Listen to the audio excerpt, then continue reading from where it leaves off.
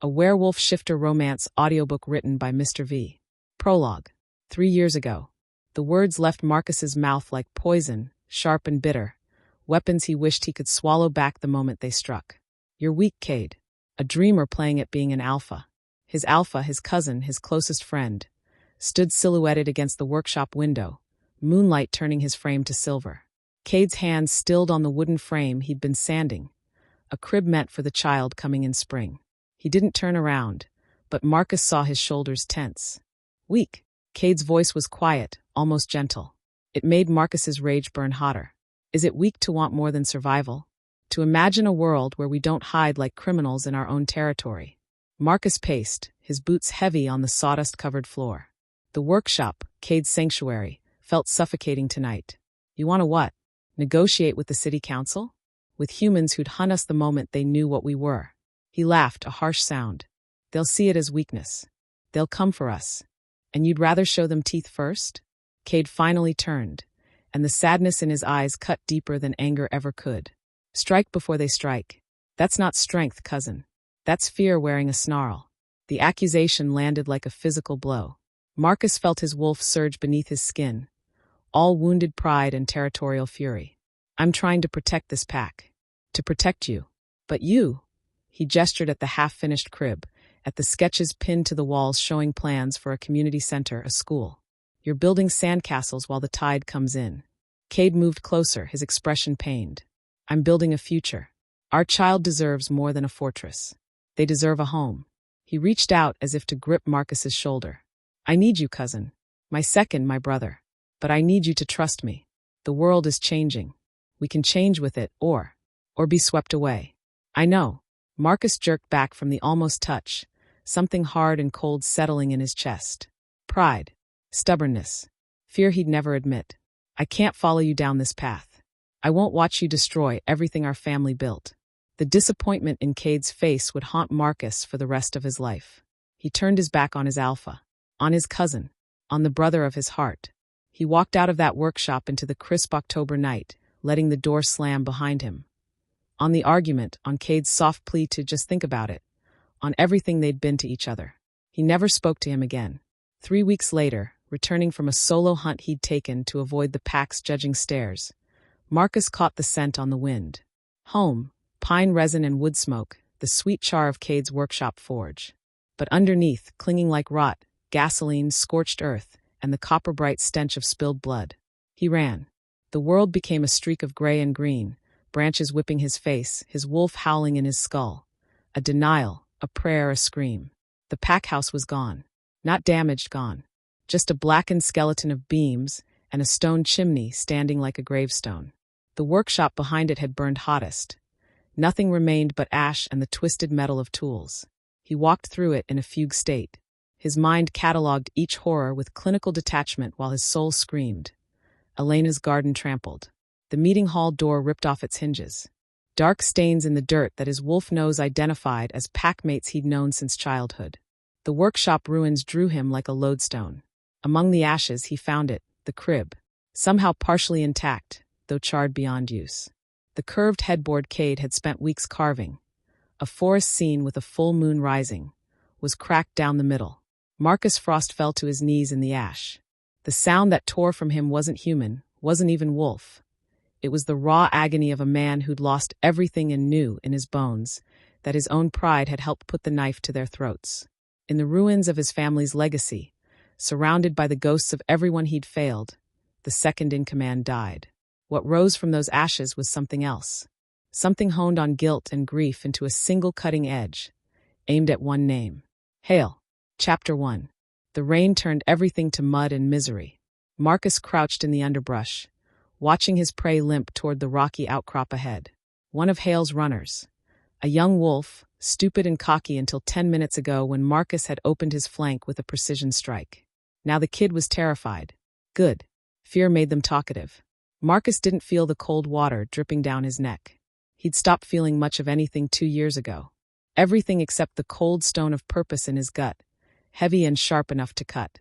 The runner collapsed against the rocks, panting, his blood a dark smear on the granite. Yellow eyes darted frantically through the trees, looking for escape, for mercy. He'd find neither. Marcus stepped from the shadows, letting his full size register. 6'4" in human form, broad-shouldered, all-corded muscle and predatory intent. The darkness he'd cultivated these past years rolled off him like smoke, making weaker wolves tremble. Because grief had burned away everything soft, leaving only the weapon. "Hail!" His voice was gravel, rough from disuse. "Where's he moving next?" The runner's ears flattened. I swear, I don't know anything." Wrong answer. Marcus closed the distance in 2 strides, his hand shooting out to pin the wolf by the throat. Not enough to kill. Not yet. Just enough pressure to make the bones creak, to make oxygen a privilege. "Try again. Please," the wolf's voice cracked. "I'm just a scout, they don't tell me." Marcus leaned in, letting the monster show. His eyes had gone cold, flat, empty. The look of something that had stopped being human and hadn't quite decided if it wanted to be wolf. One last chance. Desperation did what torture might not. The runner's gaze skittered sideways toward the east. "Millstone Ridge," he gasped out. There's something there. A scent that shouldn't exist. Hale's curious. He sent us to investigate." Before Marcus could demand more, the wolf's eyes glazed. His last breath fogged in the cold air, and then nothing. Marcus released him, let the body crumple. Felt nothing. Millstone Ridge. His old territory. The graveyard of his family. A scent that shouldn't exist. It was probably a lie. A dying wolf's last act of defiance, sending him on a fool's errand. Still Millstone Ridge. He hadn't been back since that day. Hadn't been able to face it. But if there was even a chance Hale was sniffing around the ruins. Marcus looked down at his hands. Stained with blood and mud, they didn't shake. They never shook anymore. Lars would have been horrified by what he'd become. Would have. He shut down the thought with the practice of years. The dead didn't get opinions. And he had a graveyard to visit. Chapter 2. Millstone Ridge was a monument to ghosts. Marcus moved through the skeletal remains of oak trees, each one a marker of memory. He'd climbed these trees with Cade when they were boys, racing to see who could reach the highest branch. Their laughter had echoed through these woods like birdsong. Now there was only silence. And ash. The memories were landmines. He avoided them with the skill of long practice, keeping his mind focused on the present. On the mission. On finding whatever had drawn Hale's attention to this cursed ground. But then the wind shifted, and his entire world stopped. The scent hit him like a fist to the chest, impossible, undeniable, sacred. Beneath the layers of decay and rain-soaked earth, clear as a bell, his bloodline. The scent that had marked the Frost family for generations. Cedar and iron, winter dawn, the sharp bite of first frost. Cade's scent. His heart, a dead thing in his chest for so long, gave a single painful lurch. His vision grayed at the edges. Hallucination. Grief madness. It had to be. There was no way. But his wolf didn't lie about blood. Marcus stumbled forward like a man possessed, following the thread of scent deeper into the woods. His hands shook now, trembling as they traced the damp ground. He dropped to a crouch, closing his eyes, letting his wolf's senses take over. The bloodline scent was faint, so faint he'd have missed it if he hadn't been born to it. But it was there, woven between 2 other distinct trails. One was human, clean, with an underlying sweetness like rain on honeysuckle. Female. The fierce scent clung to it, sharp, metallic, fresh. The other was wolf, but unfamiliar. Not Hale's corruption. Not his own pack's ghost. Something new, something other. His mind spun, trying to make the pieces fit. A human and an unknown wolf here, where his family had died. Carrying a scent that should only exist in his memories and his own skin. It felt like a trap. It felt like betrayal. Some sick game Hale was playing with his grief. But his bones knew better. The scent memory was a summons he couldn't ignore, a call from family he'd thought lost forever. Cade's child. The thought struck him with the force of revelation. The pregnancy. The crib.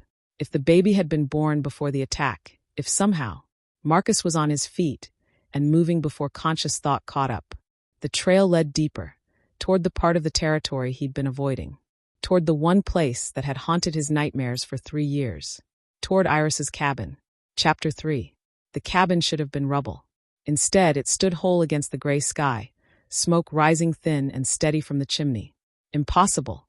He'd seen the destruction, walked through the ash of everything he'd known. This place should have burned with the rest.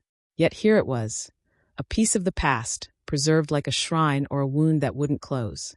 Marcus's instincts screamed warning. Every muscle coiled tight, ready for ambush. This was wrong in ways his rational mind couldn't articulate, but his gut understood perfectly. Then he found the tracks. Large, aggressive, the print of a wolf he'd tracked for 2 years. One of Hale's enforcers, a brute called Cutter. The tracks were fresh, hours old, not days, and they led straight toward the cabin. His predatory focus sharpened to a razor's edge. The tracks told a story. Cutter had come from the north, moving with purpose. There were signs of a brief struggle near a fallen log. Displaced earth, a smear of blood on bark. And smaller prints. Human-sized. Running. Someone in that cabin was in danger. The scent of the human woman was stronger here, laced with a terror that made his hackles rise. And underneath it, faint but present, that impossible bloodline marker. His family. Cade's child. Marcus shed his humanity like a coat. The change took him fast and brutal. Bones snapping into new configurations, fur erupting across his skin, his senses exploding into a symphony of information. Pain and pleasure mixed until he couldn't tell them apart. He was no longer a man hunting for information. He was a wolf defending territory that shouldn't exist anymore, protecting family that shouldn't be alive. He moved low and silent, a gray shadow flowing between the trees.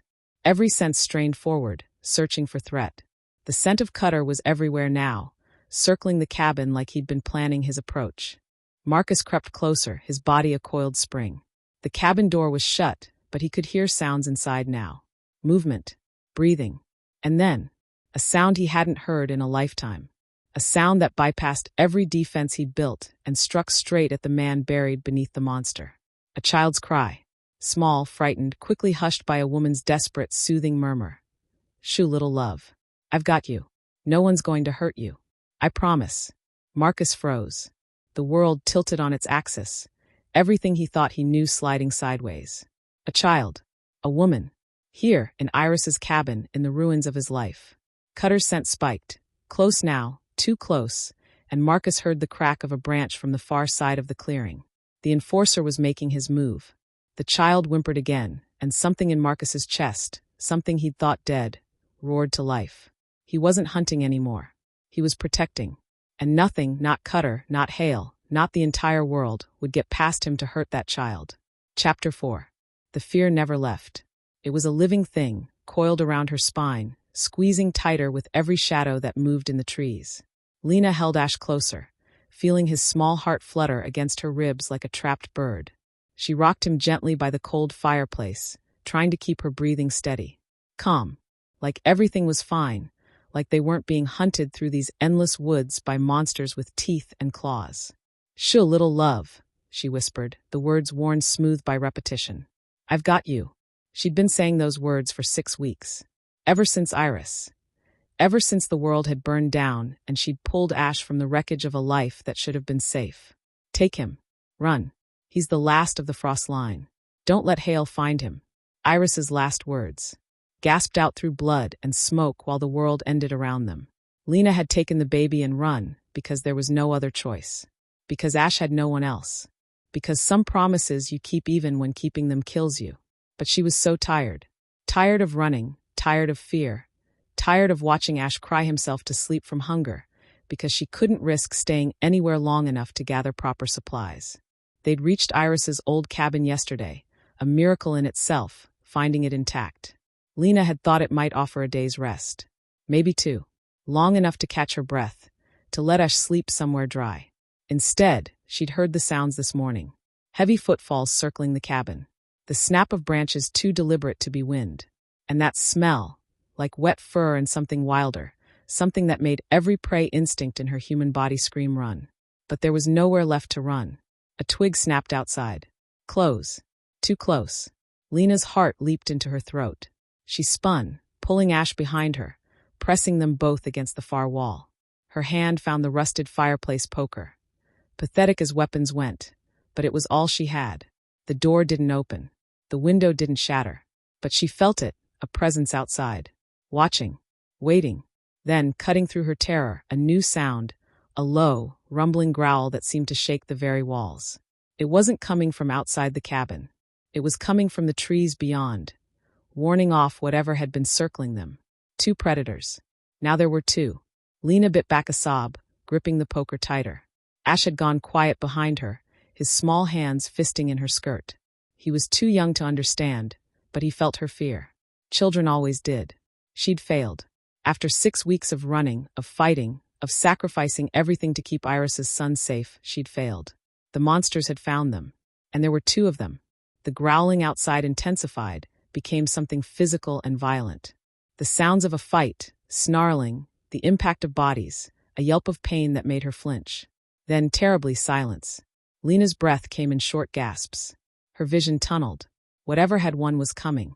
She raised the poker, knowing it was useless, knowing she was about to die. But she'd die between Ash and the door. She'd keep that promise to Iris, even if it was only for 30 more seconds. The door didn't open. Instead, a shadow moved past the window. Huge, 4-legged, all muscle and fur. A wolf. Bigger than any wolf should be. Its eyes, catching the dim light, flashed silver. It stopped, turned its massive head toward the window. Toward her. And in that moment, their eyes met, and Lena's world shattered and reformed around a single, impossible truth. She knew those eyes. Chapter 5. Mine. The word exploded through Marcus like lightning, like wildfire, like the hand of God reaching down to rewrite his entire existence. The child, small, dark-haired, with Cade's nose and Iris's delicate bone structure, was important, was everything. His nephew, the last piece of his family, alive and cowering in the ruins of their home. But the woman holding the child, her body a shield, her chin lifted in defiance despite the terror rolling off her in waves. She was staring at him through the cabin window, and her scent hit him like a tsunami. Not just honeysuckle and rain. Not just human courage and desperation. Mate. His wolf rose up from the depths where it had been sleeping in ice and rage, and it screamed the word through every fiber of his being. The bond snapped into place like a chain, like a rope thrown to a drowning man, like coming home after centuries of wandering. Everything else, vengeance, grief, the years of hunting and killing, turned to ash. To nothing. Because she was here, his mate, this impossible woman with forest-dark eyes and a core of steel strong enough to stand between her child and death itself. The mate bond burned beneath his skin, demanding. His wolf wanted to shift, to claim, to make her understand what she was to him, what they were to each other. Marcus fought it, gritted his teeth against the transformation that clawed at his insides. Not yet. Not like this. She was already terrified. He could taste it on the air, could see it in the white-knuckle grip she had on that pathetic poker. He needed to be human. Needed to speak, to explain, to. The decision was ripped from him. His wolf, dormant for so long, suddenly refused to be caged. The mate was there, and she was his, and every instinct demanded he show her, claim her, protect her. The change took him. Bones cracked and reformed with agonizing speed. Fur receded into skin. His 4 legs became 2, his muzzle reshaping into a jaw that could form words. The transformation should have hurt, should have been excruciating. Instead, it was ecstasy. Because with every heartbeat, the bond pulsed stronger, pulling him toward her like gravity, like fate, like the moon pulling the tide. He stood on 2 legs outside her window, naked and shaking, his eyes locked on hers. And he saw the moment recognition flickered across her face. She knows. Somehow she knows. But before he could move, before he could speak, a new sound cut through the clearing. A howl, distant but closing fast. More of Hale's pack. The fight with Cutter had drawn attention. Time was up. Marcus moved on pure instinct. He shifted his weight, grabbed the cabin door, and wrenched it open. The woman, his mate, gasped, raised the poker, her body tensing to fight.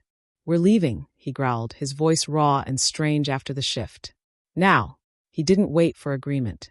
He crossed the cabin in 2 strides, scooped the child, his nephew Ash, into one arm, and gripped the woman's wrist with his other hand. She made a sound of protest, tried to pull away, but he was already moving, dragging them both back into the shadows of the forest, putting his body between them and the howls that were getting closer, between his family and everything that wanted to destroy them. Chapter 6. In the breathless quiet that followed, the only sounds were the hammer of his pulse and the drum of rain against the cabin roof. The scouts had passed. They were safe. For now. But a new danger had begun. The kind that had nothing to do with Hale's wolves and everything to do with the woman standing across the room from him. Lena. She'd told him her name in a voice tight with fear and fury while he'd pulled them through the forest. She demanded answers he couldn't give, not while running for their lives. Now they were back in the cabin, the scouts fooled by a false trail he'd laid, and she was staring at him like he was a bomb about to detonate. She wasn't wrong. Marcus paced. 3 steps toward the door, 3 steps back. The cabin was too small, the air too thick with her scent. His wolf prowled just beneath his skin, snarling at him to go to her, to touch her, to make her understand what she was. Instead, he kept his distance, because the way she looked at him, wary, afraid, clutching Ash like Marcus might rip the boy away, told him everything he needed to know about what he'd become. A monster, even to his own mate. The thought was a knife between his ribs. "Who are you?" Her voice cut through the silence, steadier now but still edged with suspicion. She'd settled Ash on a makeshift bed of blankets near the hearth, and now she stood between Marcus and the child. Always protecting, always ready to fight. His chest ached with a feeling he'd thought burned out of him years ago. Respect. "Marcus Frost," he said, his voice rough. The words caught. "I was Cade's second. His cousin." Her eyes widened. "Cade." She breathed the name like a prayer. "Then you knew Iris."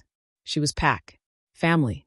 He stopped pacing, his hands curling into fists at his sides. What happened to her? Lena's expression crumbled for just a moment, grief, raw and fresh. Then she rebuilt the walls, her jaw setting. She died protecting him. A gesture toward Ash. 6 weeks ago. There was a fire. Attackers. She got us out, but her voice broke. She didn't make it. 6 weeks. While he'd been hunting Hale's scouts in the Northern Territories, his family had been dying. Again, the guilt was familiar. It settled over him like an old coat. "How did you know her?" Marcus asked, though part of him already guessed. Iris had mentioned a friend once, years ago. A human girl who'd seen past the strangeness, who'd loved Iris despite, or maybe because of, her wild heart. "We grew up together." Lena's hands twisted in her shirt. "She was my best friend, the only family I had. When she gave him to me, she said," she swallowed hard. "She said he was the last of the Frost line, that someone named Hale wanted him dead." Hale. Always Hale. The name was poison in Marcus's mouth. "He wants more than the boy dead." Marcus's voice came out flat. He watched her carefully, saw the moment fear flickered across her face. "He wants control. Of everything. The boy is leverage against." He stopped himself. How much should he tell her? How much could she handle?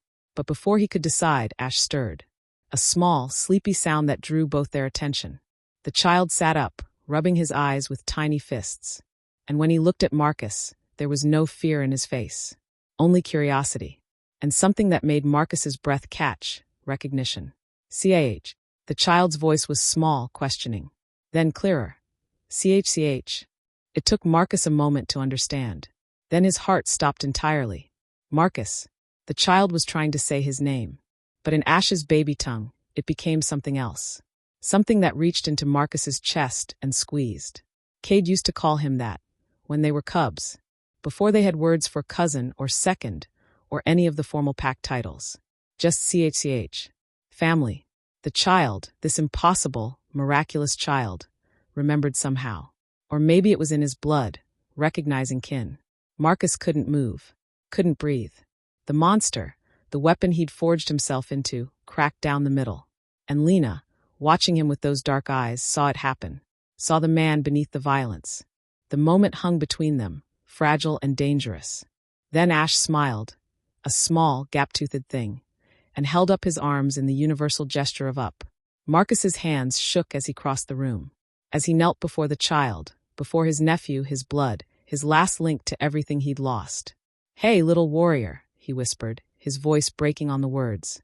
And when Ash wrapped small arms around his neck, when the child's scent, cedar and iron and Cade, filled his lungs, Marcus Frost finally understood what he'd been fighting for all along. Not vengeance. Not even justice. This moment. This family. This second chance he didn't deserve, but would die to protect. Chapter 7. By nightfall, the storm had intensified into something biblical. Rain hammered the roof in sheets, and a leak started in the corner, turning their last dry blanket into a sodden mess. Ash shivered. Full-body tremors that had nothing to do with fear and everything to do with the cold seeping through the cabin's gaps and cracks. His lips had taken on a bluish tinge. Lena's panic was a living thing, clawing up her throat. The fire was dying. They'd burned through the last of the dry wood hours ago. Everything else was too wet to catch. And Ash was cold, too cold, and she had nothing left to give him. She rubbed his arms, trying to force warmth into his small body through sheer will. But her own hands were ice, her clothes damp from their earlier flight through the rain. Marcus watched from across the room. He'd been silent since that moment with Ash, his expression unreadable. Lena didn't know what to make of him. One second he was a predator, all hard edges and lethal intent. The next, he was cradling Ash with a gentleness that made her chest ache. Now he moved. No warning, no explanation. He crossed to an old chest tucked in the corner, one Lena hadn't dared touch, and pulled out a massive fur. Bare by the look of it. Thick and heavy and lined with something softer. He spread it near the dying fire, then sat down on it, his back against the stone hearth. The fur puddled around him. He looked at her, then pointedly at the space beside him. An invitation. Or a command. She couldn't tell which. Every instinct screamed at her to refuse. To stay away from this dangerous man who could shift into a wolf, who'd admitted to being a killer, who looked at her sometimes with an intensity that made her skin feel too tight. But Ash shivered again, and the decision made itself. Lena picked up her nephew, her son. She'd claimed him the moment Iris placed him in her arms, and crossed the cabin. She hesitated for just a breath at the edge of the fur, then lowered herself beside Marcus, pulling Ash into her lap. Marcus drew the heavy fur over them both. The warmth was immediate, shocking. Not just from the insulated fur, but from him. He radiated heat like a furnace, like he'd swallowed the sun. It rolled off him in waves, soaking into her frozen bones.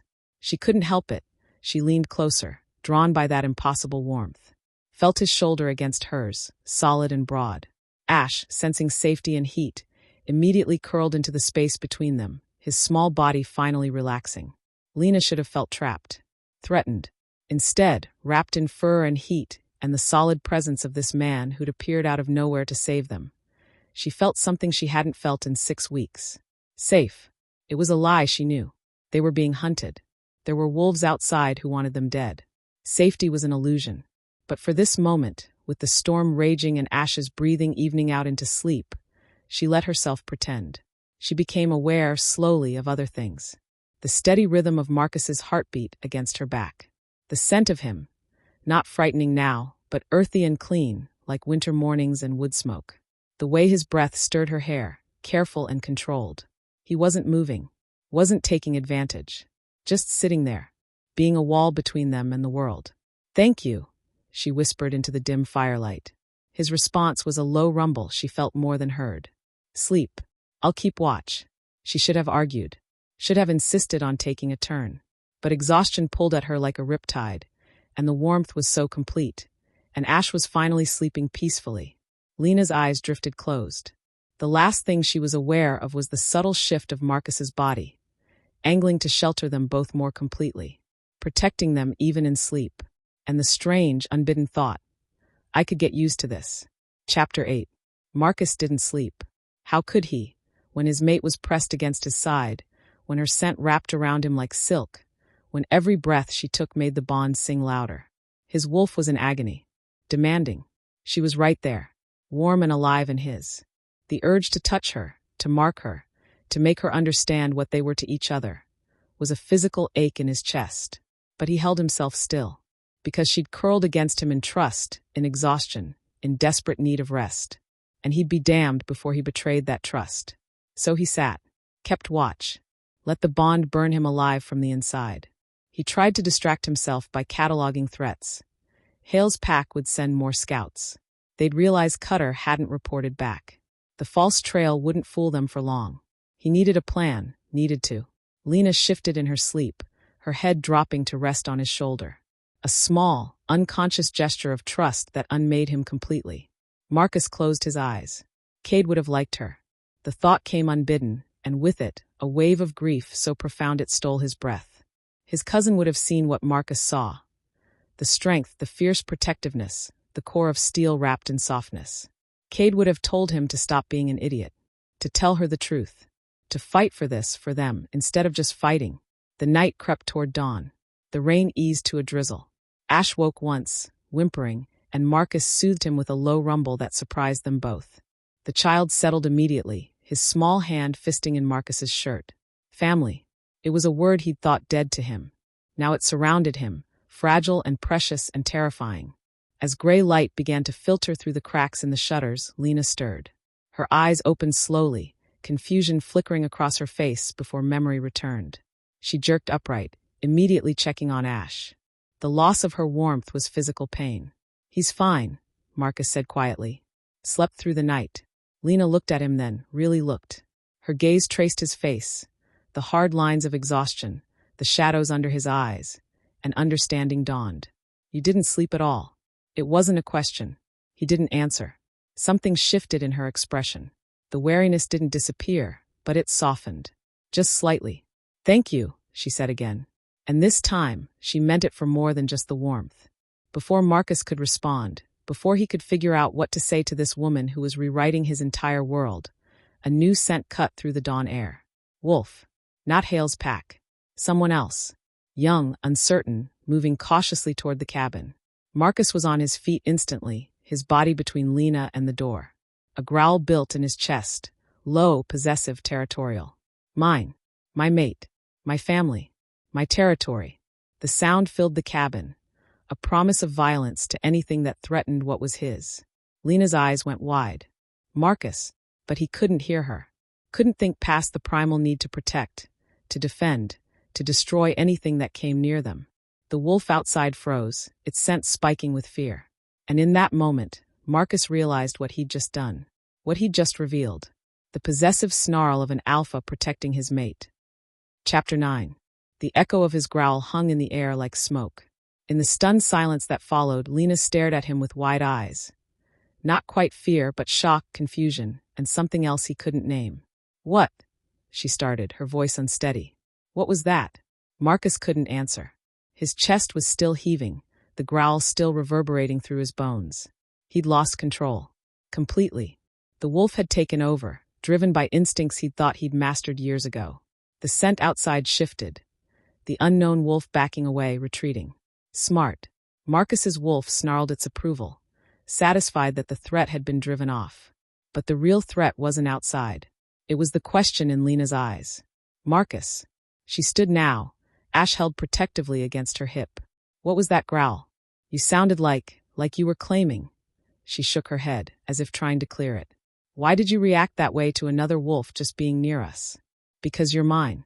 The words burned on his tongue, demanded to be spoken. "Because the bond says you're my mate, and I'd tear apart anyone who threatens you." But he couldn't say that. Not yet. Not when she looked at him like he'd just revealed himself as the monster he'd been trying to hide. "Protective instinct," he managed, his voice still rough. "The boy is my blood. And you," he cut himself off. "You're everything. You're my salvation. You're the reason I'm still standing. You're under my protection." It was the truth, but not the whole truth. Lena's eyes narrowed, sensing the evasion. Before she could press, before the fragile trust between them could fracture completely, a new sound cut through the tension. Voices, distant but drawing closer. Multiple wolves. Moving with purpose. Marcus's blood went cold. Not scouts this time. A hunting party. "We need to move," he said, already reaching for the pack Lena had brought. "Now." "Where?" Lena's voice was tight but controlled. She was already moving, gathering Ash's things with practiced efficiency. "They'll track us. We can't outrun them forever." She was right. Running hadn't worked. The cabin's protection was an illusion. And if Hale's pack was sending a full hunting party, Marcus's mind raced, calculating odds, mapping territory. Then it hit him. There was one place they might not expect. One place that held both strategic advantage and symbolic weight. "The old packhouse ruins," he said. "The main structure." Lena froze. "You want to go toward the place they destroyed? That's insane." "It's defensible. Stone foundation, elevated position, clear sight lines." He met her gaze, willing her to understand. "And they won't expect it. It's the last place they'd think we'd hide." "Because it's a graveyard," she said quietly. Yes, the word was ash in his mouth. But graveyards can be fortresses. The voices were getting closer. They were out of time. Lena looked at Ash, then at Marcus. He saw her weighing options, calculating risks. Saw the moment she made the decision. "If we die there," she said, her voice steady as stone, "I'm haunting you." Despite everything, despite the danger, despite the fear, Marcus felt his mouth twitch. Almost a smile. Deal. They moved. Marcus led them through the forest at a punishing pace, taking paths only pack members would know. Behind them, the hunting party's howls grew louder, more coordinated. They were being herded, pushed toward something. Marcus realized it too late. Hale wasn't just hunting them. He was driving them exactly where he wanted them to go. Into a trap. Chapter 10. The ruins rose from the earth like broken teeth. In daylight, the devastation was even worse than Marcus remembered. Walls reduced to rubble, the great timber beams collapsed and charred, the stone hearth standing sentinel over nothing. He'd sworn he'd never come back here. Now he was bringing his family into the heart of his failure. No, he shut down the thought with vicious precision. This isn't failure. This is strategy. The main structure still had bones. The stone foundation Cade had insisted on building, the thick walls that had partially survived the fire. The great hearth was intact, and behind it, the cache room Cade had carved into the rock. A panic room, back when panic meant storms and accidents, not wholesale slaughter. There, Marcus pointed to the cache room entrance, hidden behind a section of collapsed timber. Get inside. There's water, preserved food, blankets. Lena stared at the ruins, her face pale. This is where it happened. Where they? Yes. He couldn't soften it. But the cache room is solid rock. Defensible. If they break through, there's a crawl space that leads to the ravine. He looked at her, letting her see the truth in his eyes. I can hold them here. You can get Ash out. Her expression hardened. You're talking about a last stand. I'm talking about survival. Marcus moved toward the cache room, clearing debris from the entrance. Mine, ideally. But if it comes to it. He stopped, the words catching. You get him out. You run. You don't look back. No. The word was sharp, final. He turned to find Lena standing with her feet planted, Ash on her hip, her jaw set in a line he was beginning to recognize. Immovable object meeting unstoppable force. We're not separating, she said. We fight together or we don't fight at all. Lena, I didn't survive 6 weeks in these woods by being helpless. Her voice was cold steel. Iris taught me things. How to set traps, how to read territory, she swallowed. How to fight. I'm not some damsel who needs to be locked away while you play hero. Pride surged through him, hot and fierce. Of course she's a fighter. Of course she wouldn't run. Then we need a plan, he said. Fast. They worked in synchronized silence. Marcus showed her the cache room, the escape route. Then they set to work turning the ruins into a kill box. Marcus used his knowledge of pack tactics, how they'd approach, where they'd expect resistance. Lena proved he'd underestimated her, her mind sharp and tactical as she suggested angles he'd missed. They'll split up, she said, marking positions in the dirt. 2 from the north, 2 from the south. They'll try to flank. How do you know that? Because that's how they attacked Iris's place. Her voice went flat. I watched. I learned. The hunting party's howls were close now. Maybe 10 minutes out. Marcus looked at this woman, his mate, though she didn't know it, who'd survived hell and come out fighting, who stood in the ruins of his failure and planned their defense with calm precision, who'd taken his nephew and made him her son, protecting him with a ferocity that rivaled any wolf. Lena, he said, and she looked up. For a moment, he let himself imagine a different world. One where he could court her properly, where he could tell her what she meant to him, where they had time. When this is over, he said instead, I'm teaching you to fight properly. Wolf style. She met his gaze, and something passed between them. Understanding. Partnership. The beginning of trust that went deeper than survival. When this is over, she countered, you're teaching Ash to carve. Like his father did. The words hit him like a physical blow. Like his father did. Like Cade. Like family. Like there would be an after. He nodded, not trusting his voice. The first howl split the air. Close, maybe 50 yards. They were out of time. Marcus took his position at the main approach, his body a wall between the entrance and anything that would try to get through. Lena moved to her spot, a sight line to the north approach, one hand on a rope they'd rigged to a deadfall. Ash was hidden in the cache room, surrounded by blankets to muffle any sound. Marcus, Lena called softly. When he looked back, she was watching him with an expression he couldn't read. Don't die, okay? I just started to like you. Despite everything, he felt his mouth curve. Same, Lena. Same. Then the wolves burst from the tree, and there was no more time for words. Only survival. Chapter 11. They came like a storm. 4 wolves, just as Lena had predicted, moving with military precision. 2 from the north, 2 from the south, trying to box them in. Marcus met the southern pair head-on. His shift was instantaneous now, driven by pure need. One moment man, the next a gray blur of fur and fury. He was bigger than both attackers, faster, and infinitely more motivated. My family, my mate, my territory. The first wolf, a scarred brute with a torn ear, lunged for his throat. Marcus sidestepped, used the wolf's momentum against it, and sent it crashing into the rubble. The second came low, trying for his legs. He met it with teeth and claws, years of hunting distilled into brutal efficiency. From the corner of his vision, he saw Lena at her post. Steady, waiting. The northern pair tried to flank, moving through the trees with quick, darting movements. They thought they were clever. They thought she was the weak point. They were wrong. As the first wolf broke from cover, Lena whistled, short, sharp. The sound Marcus had asked her to make if she saw movement. He disengaged from his opponents, spun, and lunged. But he wasn't fast enough. The flanking wolf was already airborne, jaws wide, aimed at Lena's position. The rope snapped free. The deadfall Marcus had rigged crashed down, a pile of stone and timber that caught the wolf mid-leap. The creature hit the ground with a sickening crunch and didn't move. One down. But the scarred brute was back on its feet, and now it was angry. It charged past Marcus, ignoring him entirely, heading straight for the cache room. For Ash. No. Marcus's roar was barely human. He threw himself forward, catching the wolf by its haunches, dragging it back. They tumbled together, a snarling mass of violence. Claws raked Marcus's shoulder, tearing through muscle. Pain exploded white-hot, but he didn't let go. You will not touch them. You will not get past me. He found the wolf's throat with his jaws and bit down. Hard. The wolf thrashed, weakening, then went still. 2 down. The second flanker, seeing its partner fall and the trap sprung, broke. Turned tail and fled into the trees. Smart. That left one. The wolf Marcus had thrown into the rubble. It was back on its feet, bleeding from a gash along its ribs, but its eyes were locked on Marcus with pure hatred. They circled each other, both wounded, both exhausted. The wolf feinted left, then lunged right. Lena's voice cut through the clearing. Marcus down. He dropped without thinking, pure trust in her command. Something whistled over his head.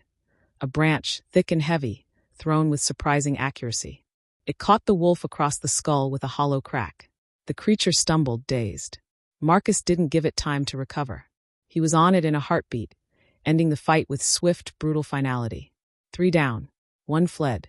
Silence crashed over the ruins like a wave. Marcus shifted back to human form, his shoulders screaming in protest. Blood ran hot down his arm, but he barely felt it. He was already turning, searching for. We're okay. Lena emerged from her position, Ash clutched tight against her chest. The boy was crying, terrified but unhurt. We're okay. Relief hit him so hard his knees nearly buckled. He crossed to them in 3 strides, his hands hovering over them both, checking for injuries, for blood, for anything wrong. You're hurt, Lena said, her eyes widening as she saw his shoulder. It's nothing. It was bad, actually, but he'd had worse. Would take worse gladly if it meant they were safe. They stood in the ruins, surrounded by the bodies of Hale's wolves, covered in blood and dirt and exhaustion. They'd won, but the victory felt hollow, because the wolf that had fled would report back to Hale. And next time he wouldn't send for. Next time he'd come himself. We can't stay here, Marcus said, his voice rough. No, Lena agreed. But she was looking at him differently now, like she'd seen something in the fight that changed her understanding. But we can't keep running either. Then what? She was quiet for a moment, her hand unconsciously rubbing Ash's back. Then she met his eyes, and in them he saw a determination that matched his own. Then we end it, she said quietly. We find Hale. And we end this. The words hung in the air between them. Insane. Impossible. Perfect. Together? Marcus asked. Lena's mouth curved into something that wasn't quite a smile. Together. And despite the blood and the pain and the certainty that they were probably walking toward their deaths, Marcus felt something he hadn't felt in 3 years. Chapter 12. They worked through the afternoon, the air thick with unspoken tension. Marcus's shoulder had stopped bleeding, but the wound was deep. He'd need to shift again to accelerate the healing, but that took energy he couldn't spare yet. Lena had found a first aid kit in the cache room, surprisingly intact. Now she sat beside him, cleaning the gashes with a steady hand. "This is going to scar," she said quietly. "Won't be the first." Marcus kept his voice neutral, but he was acutely aware of her fingers on his skin, gentle despite the sting of antiseptic. The bond hummed between them, satisfied by her touch, demanding more. He gritted his teeth against it. "How many others are there?" Lena asked, not looking up from her work. "Scars, I mean. Enough to map 3 years of hunting." Her hands stilled. When she looked up, her eyes were dark with something he couldn't name. 3 years. Since the day I found them." The words came out flat. "Since I failed them." "You weren't even here," Lena said, and there was an edge to her voice. "Iris told me what happened. You were on patrol. How is that failure?" "I left." The admission tasted like blood. "I walked away from Cade angry, and I never—" He stopped, the familiar guilt closing his throat. "If I'd been here, if I'd stayed, maybe you'd be dead too." Lena's voice was sharp now, cutting. "Maybe Ash would have no one left who carries his father's blood. Maybe I'd be facing Hale's pack alone, with no one to teach me how to fight, how to survive." She leaned closer, forcing him to meet her eyes. "You don't get to claim responsibility for things you couldn't control. Trust me, I've tried. It doesn't work." There was weight behind her words. Personal weight. "What happened?" Marcus asked quietly. "Before Iris. What were you running from?" Lena's jaw tightened. For a moment he thought she wouldn't answer. "Then, my family. My human family." She laughed, a bitter sound. "They didn't approve of my friendship with Iris. Thought she was strange. Dangerous. When they found out what she really was—" She shook her head. "They tried to fix me. Sent me away, tried to make me forget her, forget everything I knew about your world. But you came back. I escaped." There was steel in her voice. "Found my way back to her. She took me in, taught me about pack, about loyalty, about real family." Her hands resumed their work, bandaging his shoulder with practiced efficiency. "So when she died, when she gave me Ash, there was no question. He's mine now, whatever it takes." Marcus stared at this woman, this impossible, fierce woman who'd chosen his world over her own blood, who'd claimed his nephew as her son, who stood in ruins and talked about ending a war like it was just another Tuesday. "Mine," his wolf whispered. "She's ours." "Lena," he said, his voice rougher than he intended. "There's something you need to know. About what I am to you." "What you?" A sound cut him off. Ash, emerging from the cache room with a piece of dried fruit clutched in his small fist. The boy looked at them both, then toddled over to Marcus and held out the fruit. "Ch, he said solemnly. "Hungry." The moment shattered. Marcus took the offered fruit, his chest tight. "Thank you, little warrior." Ash beamed, then climbed into Lena's lap, satisfied with his good deed. Lena looked at Marcus over Ash's head, a question in her eyes about what he'd been about to say. But the moment was gone, and maybe that was for the best. The mate bond revelation could wait until they weren't fighting for their lives. "We need information," Lena said after a moment, shifting back to practical matters. "About Hale. About what he really wants." "I know what he wants," Marcus said darkly. "Power. Control. Revenge for—" He stopped. Remembered something the dying scout had said weeks ago. Something he'd dismissed as rambling. A binder. The human who can bridge wolf and man. "What?" Lena prompted, reading his expression. Marcus's mind raced, pieces clicking into place with sickening clarity. Hale's obsession. The systematic hunting. The way he'd gone after Iris specifically. "When did Hale's attack start?" he asked. "When did Iris first notice him hunting your area?" Lena frowned, thinking. "About 7 weeks ago. Right after." Her eyes widened. "Right after she told me about Ash. About his heritage. About what it would mean to raise him." "What did she say exactly?" "She said." Lena's face went pale. "She said Ash would need someone who could understand both worlds. Human and wolf. She said I had a gift for it, that I'd always been able to sense things other humans couldn't." She looked down at Ash, then back at Marcus. "She called me a bridge." Everything clicked into place with terrible certainty. "Not a bridge," Marcus said, his voice deadly quiet. A binder. What's a binder? Rare. Powerful. Humans born with the ability to connect with wolf consciousness. To soothe, to understand too. He swallowed hard. To potentially control us. If forced. If the bond is twisted. Lena's face drained of color. You think Hale? I think he's not just hunting Ash for revenge. Marcus stood, his mind already calculating new threats, new strategies. He's hunting you. The boy is leverage. But you're the prize. The silence that followed was deafening. Well, Lena said finally, her voice shaking only slightly. That's just fantastic. Despite everything, Marcus almost smiled at her tone. Here she was discovering she was the target of a psychotic alpha's obsession, and she met it with sarcasm. Definitely my mate, his wolf purred. We need to find someone who knows more, Lena said, her tactical mind already working. About binders, about what Hale might be planning. Is there anyone left from the old pack? Anyone who? There's one, Marcus said slowly. The idea was insane. But then again, everything about the past week had been insane. Cade's mentor, Eliza. She was the pack historian. If anyone survived, if anyone went to ground. Where? North. About 2 days' travel. He looked at the ruins, at the bodies they'd need to deal with, at the rapidly darkening sky. But we can't move tonight. Hale will have scouts searching. We need rest, planning, and... A new sound cut through his words. Not a howl. Not a scout. The sharp, unmistakable crack of a branch.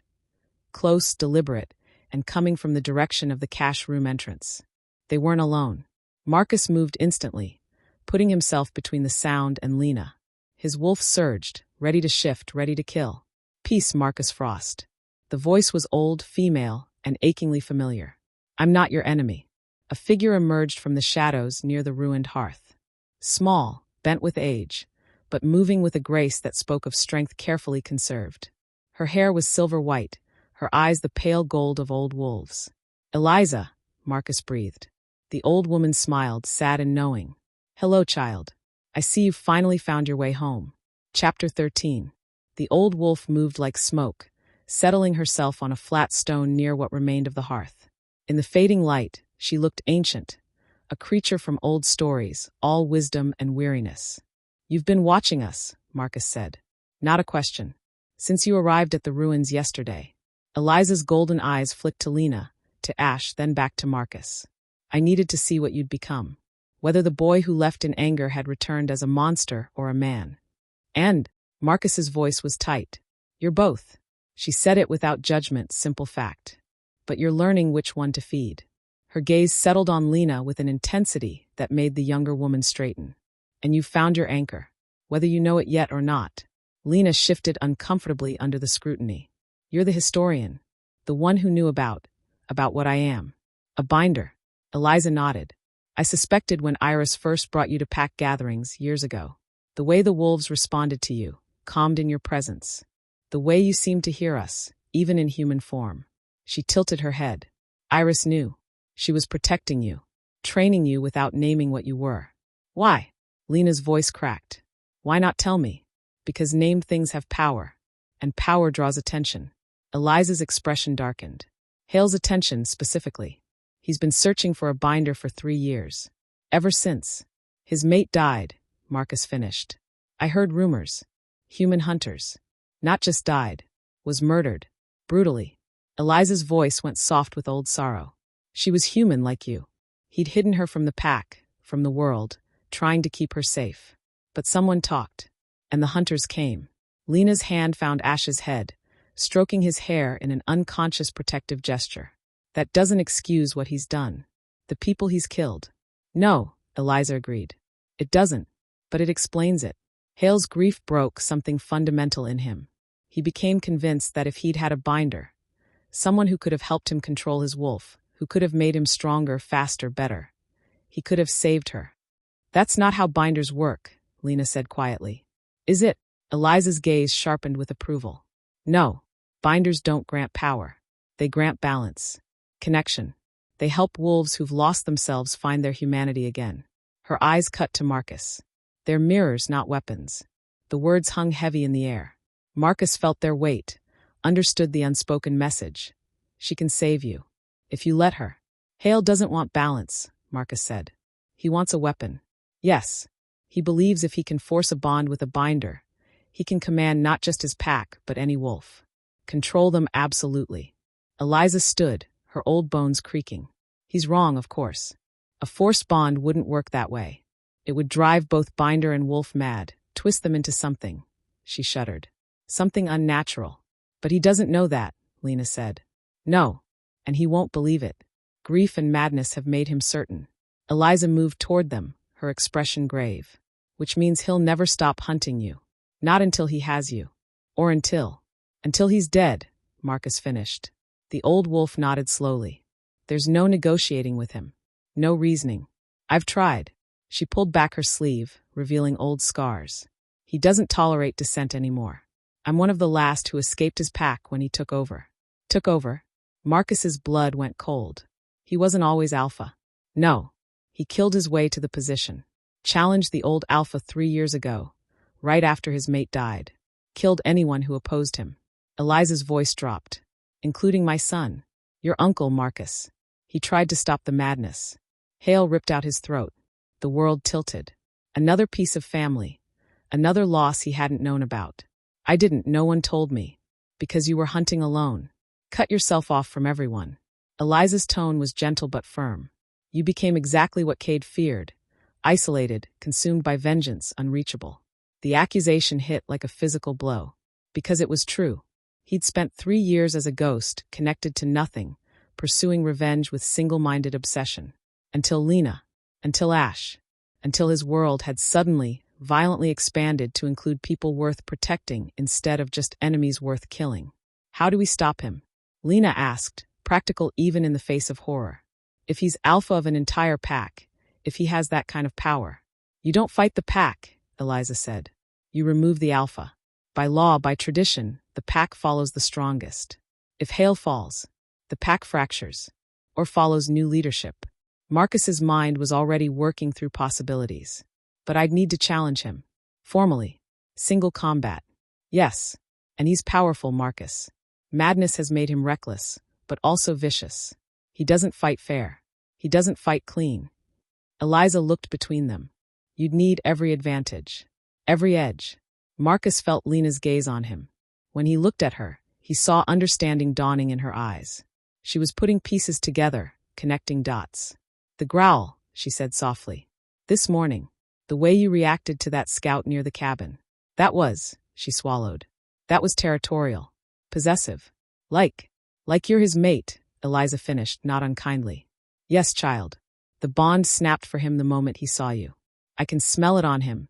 See it in the way he moves around you. He knows. You don't. Yet. Lena stared at Marcus, her expression as in fated. Soul bonded. The wolf equivalent of soulmates. Eliza's voice was matter of fact. It's rare. Precious. And it's the edge you need. I don't understand, Lena whispered. A mated pair fights as one. The bond, especially with a binder, creates a connection deeper than pack, stronger than blood. Eliza looked at Marcus. If you're going to face Hale, you need that bond fully formed. Acknowledged. Completed. The air between Marcus and Lena crackled with sudden tension. He saw shock in her face, confusion, but also something else. Recognition. Like part of her had known all along. This is insane, Lena said, but her voice lacked conviction. This is survival, Eliza countered. And more than that, it's truth. You feel it, don't you? The pull. The sense that he's... She gestured vaguely. Essential. Like finding something you didn't know you'd lost. Lena didn't answer. But her silence was answer enough. Marcus found his voice, rough with emotion he couldn't name. I wasn't going to tell you. Not like this. Not when we're... He stopped, started again. You deserve a choice. Always. The bond doesn't take that away. Doesn't it? Lena's eyes were bright, fierce. If it's already decided, if it's fate or destiny or whatever you want to call it, you can still walk away, Marcus said, and the words cost him everything. The bond can be ignored. Denied. It'll hurt like hell, but it's possible. I won't force this on you. Won't use it as leverage or... Stop. Lena held up a hand. She was quiet for a long moment, looking at Ash sleeping in her arms, then at the ruins around them, then finally at Marcus. I need time. To process. To think. We don't have time, Eliza said gently. Hale is coming. The wolf you let escape will have reported back by now. He'll bring his full force. You have perhaps a day, maybe two before. A howl split the darkening sky. Close. Too close. And then another answering it. And another. They were surrounded. Eliza's face went grim. Or perhaps you have minutes. Chapter 14. The howls came from all directions, north, south, east, west. A coordinated assault, professional and terrifying. At least a dozen wolves, maybe more. The cash room, Marcus said, already moving. Now. It's a trap, Eliza said calmly, standing her ground. They'll bottle you in there, smoke you out or starve you out. You have one chance, run. I'll buy you time. No. Marcus's voice was steel. I'm not leaving you. You're not leaving me. You're protecting your mate and your nephew. The old wolf's eyes flashed gold. I'm old, Marcus. Tired. But I can still fight. And I can make my last stand mean something. She looked at Lena. Get to the ravine. Follow it north 3 miles to the old mining camp. There's a shelter there, defensible. Go. Eliza, Lena's voice broke. Go, child. Protect that boy. He's the future. Eliza smiled, sad and serene. And tell Marcus the truth when you figure it out. He needs to hear it. Needs to know he's worth fighting for. The howls were closer now. Shadows moved in the trees. Massive shapes closing in. Marcus wanted to argue, wanted to refuse, but he saw the determination in the old wolf's eyes. She'd made her choice. And she was right. His priority was Lena and Ash. Thank you, he said, the words inadequate. Thank Cade's memory by being the man he believed you could be. Eliza turned toward the approaching pack, her body already beginning to shift. Now go. Before I change my mind and knock you unconscious myself. Marcus grabbed Lena's hand. She clutched Ash tight, and together they ran, away from the ruins, toward the ravine, leaving Eliza to face the darkness alone. Behind them, a roar split the night. Eliza's final battle cry. Then snarls, the sound of combat, screams both human and wolf. Marcus forced himself not to look back. Forced himself to keep running, pulling Lena through the forest with desperate speed. She kept pace, her breathing harsh but steady, her grip on Ash unwavering. They reached the ravine. A deep cut in the earth with steep sides and a narrow stream at the bottom. Marcus half climbed, half slid down, then caught Lena as she descended, steadying her. North, he gasped. Stay in the water. It'll mask our scent. They ran through the stream, icy water soaking their boots, branches whipping their faces.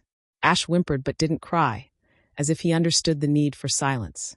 Behind them, the sounds of battle faded, then stopped. Marcus's chest ached. Eliza. Another loss. Another sacrifice. The weight of it threatened to crush him. Keep moving, Lena said, her voice fierce. Don't you dare stop. Don't you dare let her sacrifice be for nothing. He looked at her.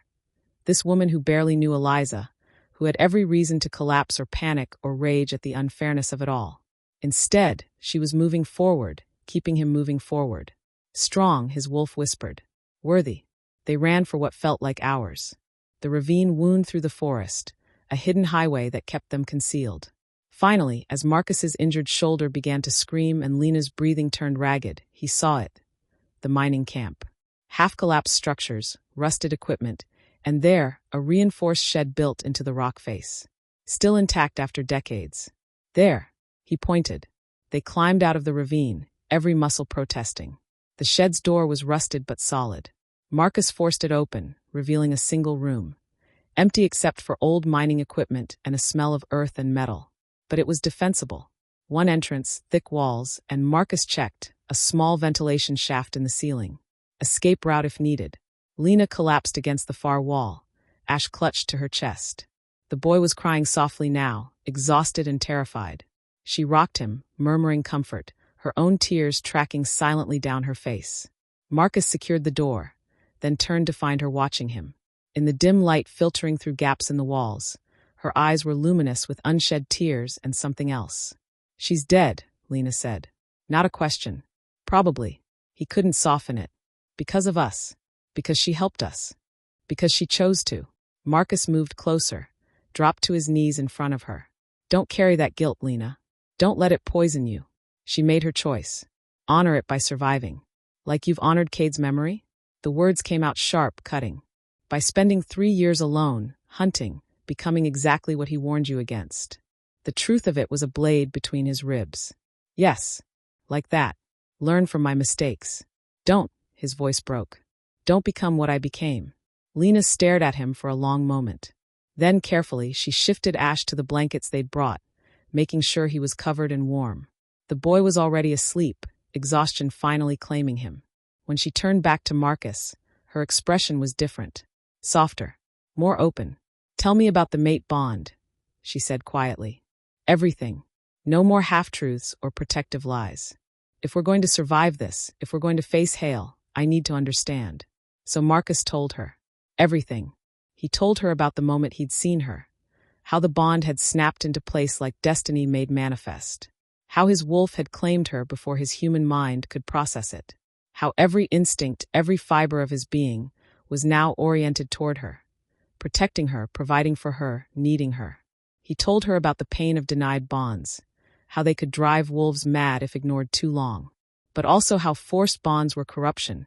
How they twisted both parties into something monstrous. He told her about what a mated bond with a binder meant. A connection so deep it was almost telepathic. A melding of wolf and human consciousness that could make them unstoppable. Or destroy them both if mishandled. And he told her the hardest truth. I want you to choose this. Not because fate decreed it. Not because we need the tactical advantage. But because you want it. Want me. Even knowing what I am. What I've done. Lena listened without interrupting. When he finished, she was quiet for a long time, her gaze distant. I can feel it, she finally said. The pull. I thought I was going insane. Every time you're near, it's like gravity shifted. Like you're the center and everything else is just orbit. She looked at him, vulnerable and fierce all at once. It terrifies me. I know. But it also... She stopped, started again. When I saw you fighting today, when you put yourself between us and those wolves, when you looked at Ash like he was the most precious thing in the world. Her voice cracked. It felt right, like finding something I didn't know I was searching for. Marcus's heart stopped. Started again, harder. I'm not saying I'm ready, Lena continued. I'm not saying I understand all of this or that I'm comfortable with destiny or fate or whatever cosmic force decided we belong together. She met his eyes. But I'm saying I want to try, to see where this goes. If we survive long enough. If we survive, Marcus echoed. When we survive, Lena corrected fierce. When we end Hale and make this world safe for Ash. When we have time to figure out what this bond means without running for our lives. She reached out, her hand hovering near his face. Can I? Yes, Marcus breathed. Anything. Always yes. Her fingertips touched his cheek, soft and tentative. The bond flared at the contact, warm and golden and right. Marcus closed his eyes, savoring the simple perfection of her touch. This is insane, Lena whispered. Completely, Marcus agreed. We're probably going to die. Most likely.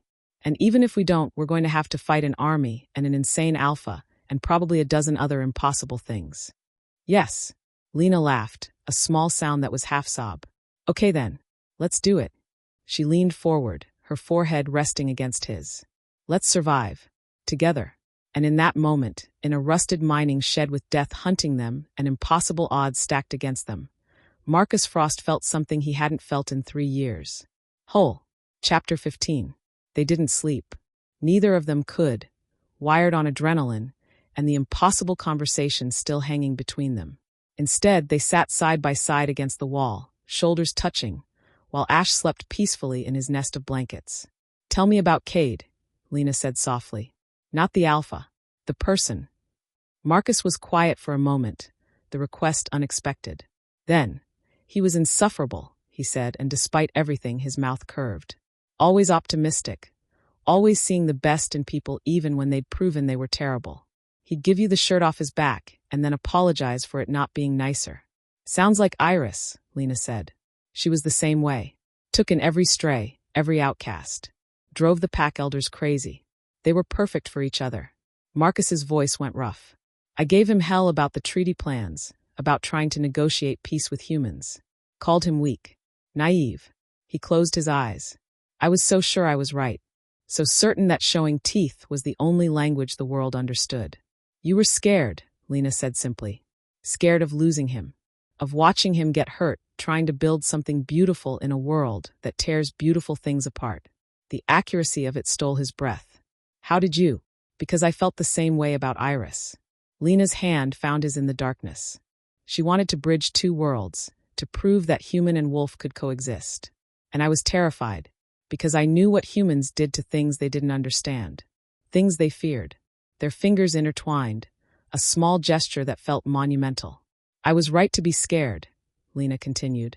But being right doesn't make me feel any better. Doesn't change the fact that I'd give anything to have her back, to tell her I understood what she was trying to do. Same, Marcus whispered. I'd give anything for one more conversation with Cade, to tell him he wasn't weak, that his dream of sanctuary wasn't foolish, that I was wrong. They sat in the weight of their shared grief, their shared regret. But somehow, sitting together, the weight felt lighter, more bearable. We can't bring them back, Lena said after a while. But we can finish what they started. Build the sanctuary they dreamed of. For Ash. For others like him. You want to build a pack, Marcus said, understanding dawning. I want to build a home. Lena turned to look at him.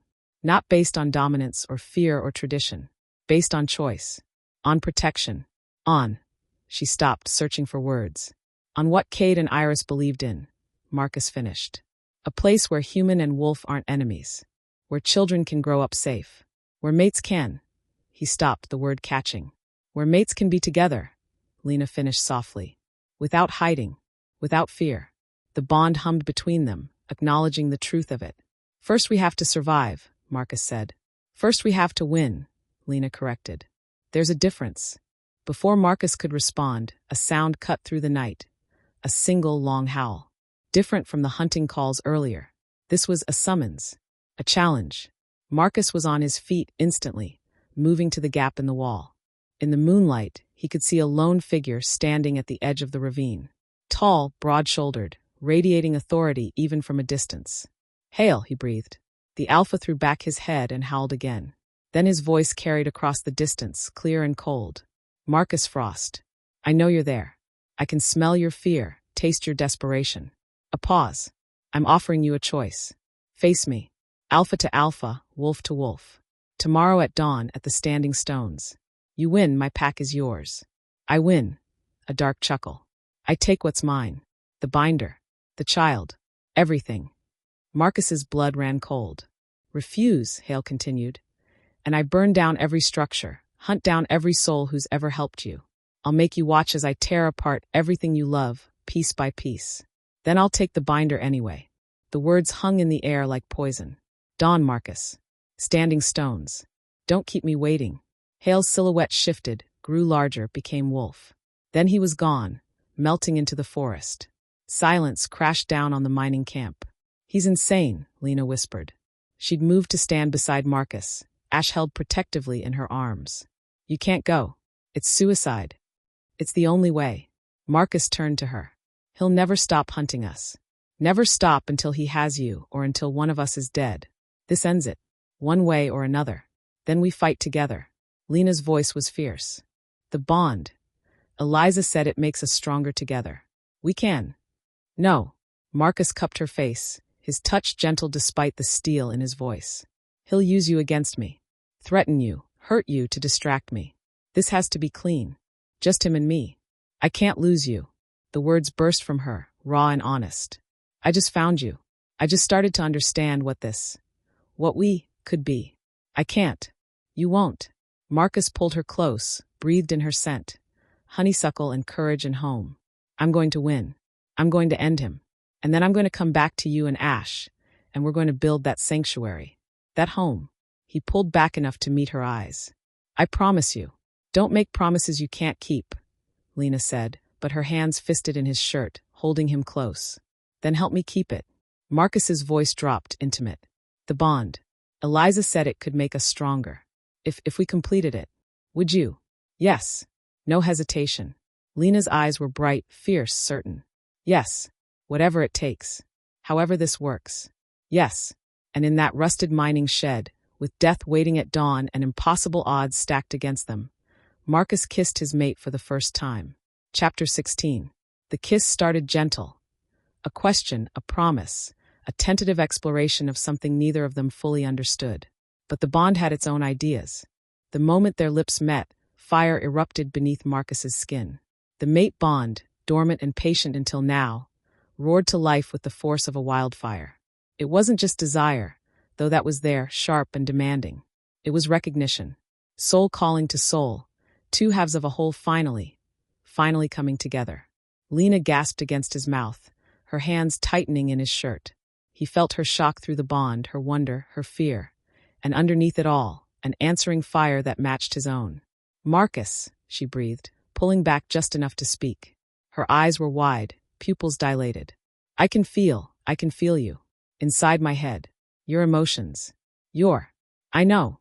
His voice was raw. "I feel you too. Everything. It's overwhelming," she finished. Then, perfect. Terrifying. Perfect. He wanted to take his time, to worship her properly, to make this moment last. But the bond was demanding, urgent, 3 years of isolation and grief suddenly given an outlet. And tomorrow he might die. Tomorrow she might lose him before they ever had a chance to. "Don't," Lena said, and he realized she'd felt his thoughts through the bond. "Don't think about tomorrow. Just be here. With me. Now." So he was. He kissed her again, deeper this time, and she met him with equal hunger. Her hands found his face, his hair, mapping him like he was something precious. He pulled her closer, careful of Ash sleeping nearby, careful of her smaller frame, but unable to stop touching her.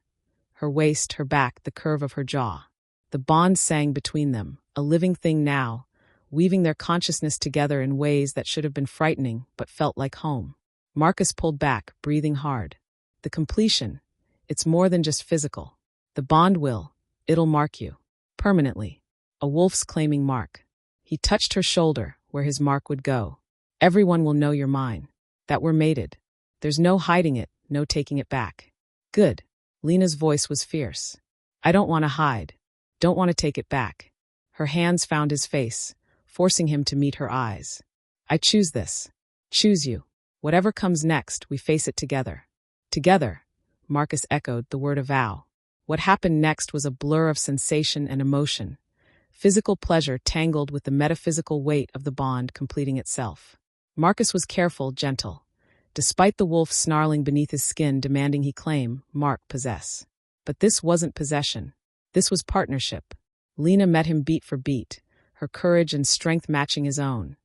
The binder in her soul reaching for the wolf in his and creating something new. Something neither of them had been alone.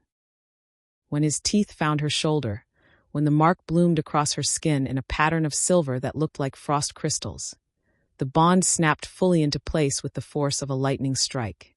Images flooded his mind. Not his memories, but hers. A childhood shadowed by disapproval and isolation. Finding Iris, finding acceptance, finding family in the wolf pack that shouldn't have welcomed a human but did. The terror of the attack, the weight of Iris's dying body in her arms, the promise that became her entire purpose. 6 weeks of running, of fighting, of refusing to give up because Ash needed her, because some promises you keep even when keeping them breaks you. And underneath it all, woven through every memory, loneliness. The aching sense of being incomplete, of searching for something she couldn't name. Until their eyes met and the world clicked into place. I see you, Marcus sent through the bond. No words but complete understanding. I see all of you, and you're magnificent. Her answer came back, equally wordless. I see you too. The monster and the man. The grief and the hope. All of it, and I'm not afraid. The bond settled, warm and golden, a permanent tether between them. When they finally pulled apart, breathing hard, Marcus looked at his mate. Truly his mate now, marked and claimed and choosing him. And felt something he'd thought burned out of him forever. Joy. I can hear your thoughts, Lena said, wonder in her voice. Not words exactly, but feelings. Intentions. Like you're right there in my head. Same. Marcus traced the mark on her shoulder. A pattern unique to him, to them, to this bond. The binder connection makes it stronger. He searched for words. We're one consciousness in 2 bodies now. Your strength is mine. Mine is yours. Then tomorrow, Lena said, her voice steady despite the tears on her cheeks. When you face Hale, you won't be alone. I'll be with you. Always. Always, Marcus repeated, the word sacred.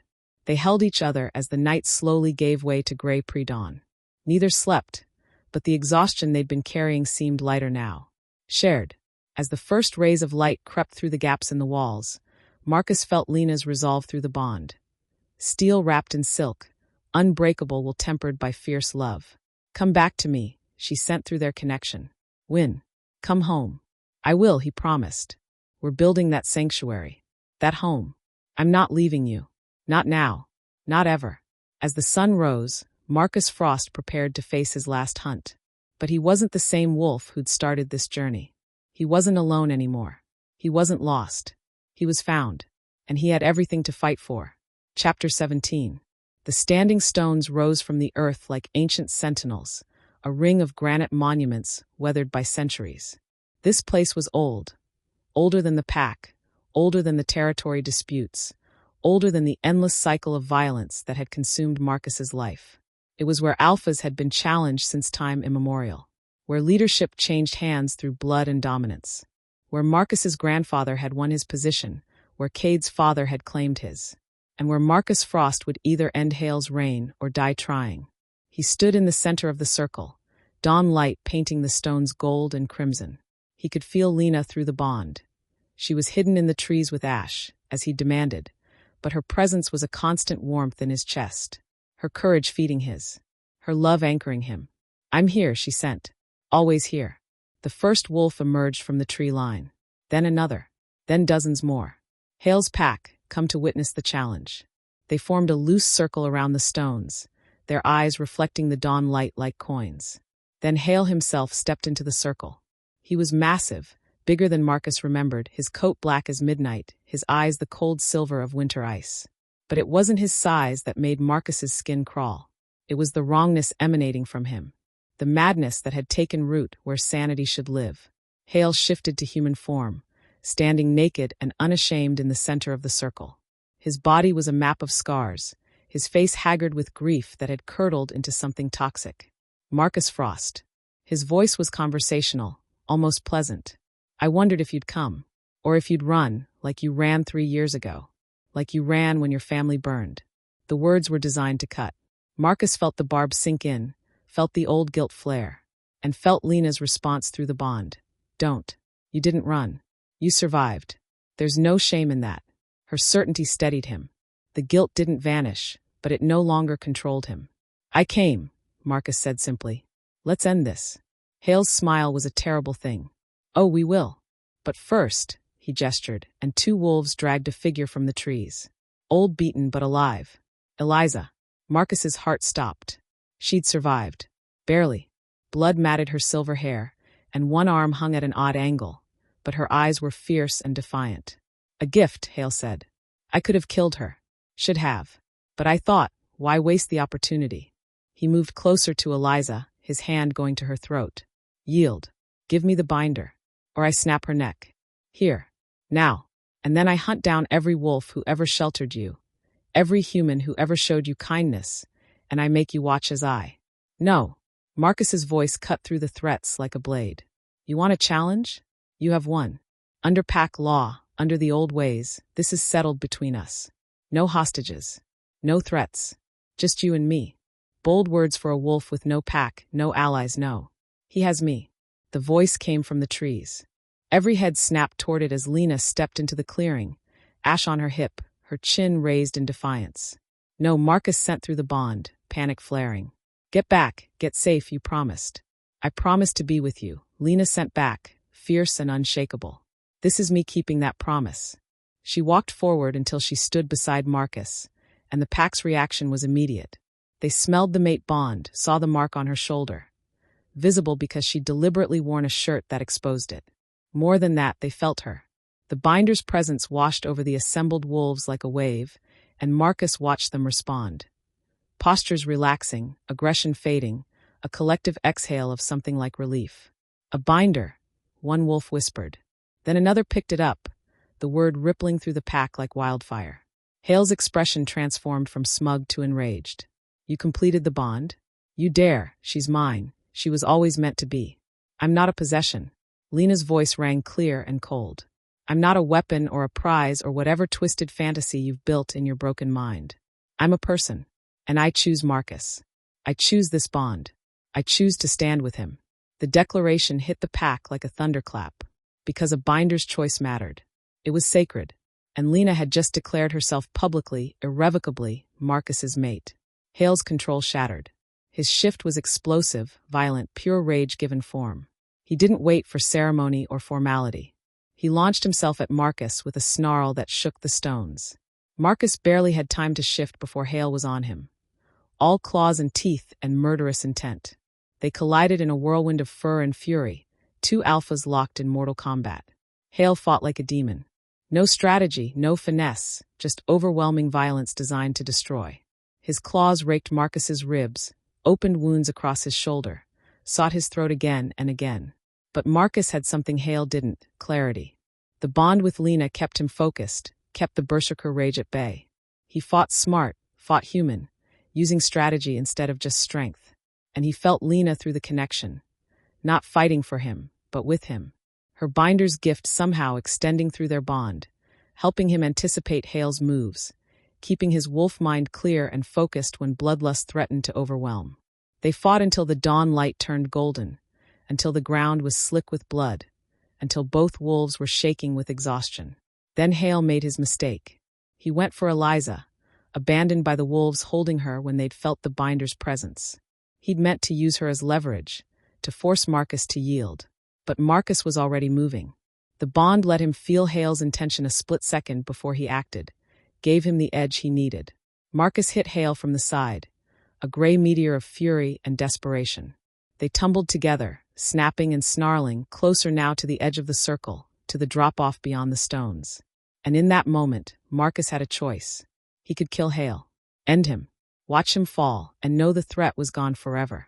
Or he could try something else. Something Cade would have done. What are you thinking? Lena sent, feeling his hesitation. Giving him a choice, Marcus sent back. Like you gave me. He pinned Hale, teeth at his throat, the killing position. But instead of biting down, he held. Waited. Yield. Marcus growled, the word barely human. Yield, and I'll let you walk away. Exile. Far from here. Far from any pack. Live out your days alone. Or die here. Now. Choose. Hale's silver eyes met his, wide with shock. No one had offered mercy. No one had given him a choice. For a moment, Marcus saw the wolf Hale had been, before grief, before madness. Saw the person who'd loved so completely that losing it had broken him. Choose, Marcus repeated. The moment stretched. Then slowly Hale lowered his head, bared his throat, submitted. Exile, Hale whispered, shifting back to human. I choose exile. Chapter 18. The silence that followed was absolute. The assembled pack stared, stunned by what they'd just witnessed. An alpha offering mercy. A challenger accepting exile instead of death. It went against everything they knew. Everything Hale had taught them about power and dominance. Marcus shifted back to human form, breathing hard, covered in blood and wounds that would heal. He looked at Hale, broken, defeated, but alive, and felt Lena's pride through the bond. Her certainty that he'd made the right choice. Go, Marcus said, his voice carrying across the circle. Before I change my mind. Hale stood slowly, shakily. He looked at Marcus, then at Lena, then at the mark on her shoulder. Something flickered across his face, recognition perhaps. Understanding that the thing he'd been chasing, the forced bond he'd imagined would heal him, would have only made the madness worse. She chose you, Hale said quietly. The binder. She chose. Yes. I would have forced it. Would have. Hale's voice cracked. I would have destroyed us both and called it love. I know. Marcus's voice was softer now. Grief makes us cruel. Makes us think violence is the answer. I know because I was you. For 3 years, I was you. Hale's eyes widened with understanding. Then he nodded once, a gesture of acknowledgement between two broken things that had almost destroyed themselves. He shifted one last time, smaller now, diminished, and limped toward the tree line. The pack parted for him silently. Then he was gone, swallowed by the forest. Marcus turned to face the assembled wolves. Hale's pack, leaderless now, waiting to see what came next. I'm not your alpha, he said, his voice clear and firm. I won't command you. Won't force loyalty or obedience. Confusion rippled through the pack. Without an alpha, they were vulnerable, fractured. But I'm offering you something else, Marcus continued. He moved to stand beside Lena, felt her hand slip into his. A choice. A place. Not a pack built on fear and dominance. A sanctuary built on protection and purpose. He looked at each wolf in turn. Hale's way nearly destroyed you all. Made you tools of his grief, weapons of his pain. I'm offering you freedom from that. A place where you can be more than soldiers. Where families can grow, where children can be safe, where humans and wolves don't have to be enemies. Why? The question came from a young wolf near the back. Why would you offer us anything? We hunted you. Tried to kill you. Because my cousin believed in second chances. Marcus's voice caught. Because he dreamed of exactly this. A sanctuary where the old ways of blood and violence didn't have to be the only way. Because, he looked at Lena, at Ash in her arms. Because I have something worth building now. And I'm asking you to help build it. Silence. Then Eliza, leaning heavily on another wolf but very much alive, spoke. The old laws say the pack follows the alpha. But Marcus Frost offers something new. Not a pack. A hearth. A home. And he offers you a choice in claiming it. One by one, wolves began to shift to human form. Standing naked and vulnerable in the dawn light, shedding the beast to show the person beneath. A woman with scars across her face stepped forward first. I'm tired, she said simply. Tired of fighting. Tired of being afraid. If you're offering peace, if you're offering a home where my daughter can grow up safe, then yes, I choose that. Others followed. Not all of them. Some melted back into the trees, unwilling or unable to trust this new way. But enough. More than enough. By the time the sun fully crested the horizon, Marcus had the beginnings of something precious. Not subjects, but allies. Not soldiers, but builders.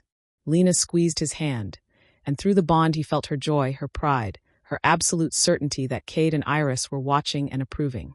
We did it, she sent. We survived. And now we build. Now we build, Marcus agreed. Chapter 19. The weeks that followed were controlled chaos. They established the sanctuary in the valley near the old packhouse ruins. Close enough to honor the past, far enough to build something new. Marcus and Lena worked side by side, coordinating the construction of cabins, organizing hunts, mediating disputes. The mate bond made them devastatingly efficient, able to communicate wordlessly, to divide tasks based on their complementary strengths, to present a unified front to wolves still uncertain about this new way. Ash thrived. The boy who'd spent his first months running and hiding now laughed constantly, surrounded by wolves who treated him like the treasure he was. He called Marcus CHCH and Lena Mama, and every time Marcus heard it, his chest ached with gratitude. Not everyone stayed. Some wolves couldn't adjust, couldn't trust, couldn't let go of the old ways.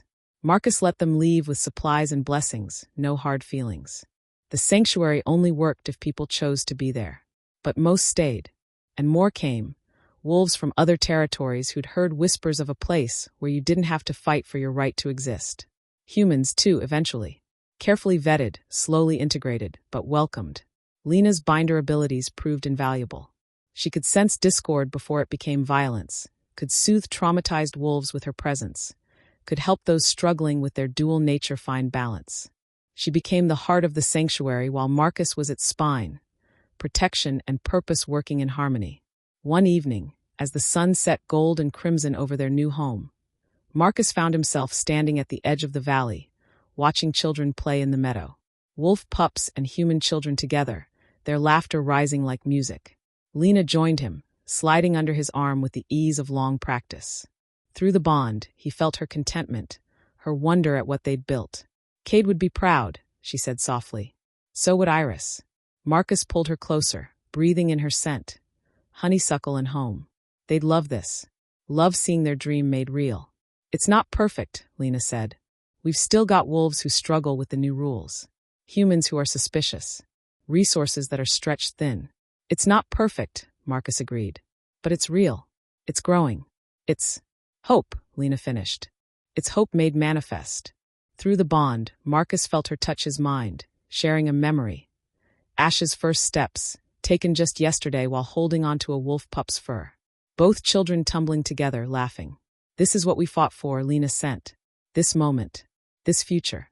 And we'll keep fighting for it, Marcus sent back. Every day. Together. A commotion drew their attention. Wolves gathering near the main hearth, excited chatter rising. Marcus and Lena headed down to investigate.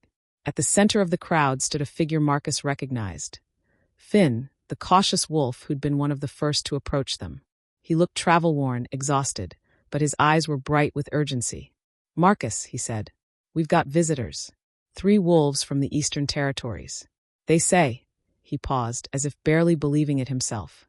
"They say their alpha heard about the sanctuary, about the binder. They want to negotiate a treaty. Protection in exchange for trade routes and—" "Slow down," Marcus said, though his heart was racing. "Other packs. Interested in alliance, not conquest. Start from the beginning." As Finn explained, Marcus felt Lena's excitement through the bond. This was it. The beginning of Cade's dream expanding beyond their valley. The possibility of a network of sanctuaries, of safe places throughout the territories. It was dangerous, complicated, would require diplomacy and negotiation, and probably a dozen things they hadn't figured out yet. It was also exactly what they'd been building toward. Marcus looked at Lena. Through the bond, an entire conversation passed in heartbeats. "Are we ready for this? Can we handle expansion? What if it fails?" And her answer, clear and certain, "We handle it together. Like everything else. And if it fails, we try again. But we have to try." Marcus turned back to Finn. "Bring them in. Under guest right and sanctuary law. We'll hear what they have to say." As Finn hurried off, as the crowd buzzed with speculation and excitement, Lena leaned into Marcus's side. "Here we go," she murmured. "Here we go," Marcus agreed. The future stretched before them, uncertain, challenging, full of potential pitfalls and impossible odds. But they'd faced worse, survived worse, built something beautiful from ashes and grief, and the stubborn refusal to let hate win. Whatever came next, they'd face it the way they'd faced everything else, together. Chapter 20. The Eastern Wolves were impressive. Not in size or aggression, but in bearing. They moved with the confidence of a stable pack. Their alpha, a woman named Vera with sharp eyes and sharper instincts. The negotiation took place in the Great Hearth building. The first permanent structure they'd raised, built from salvaged stone and new timber.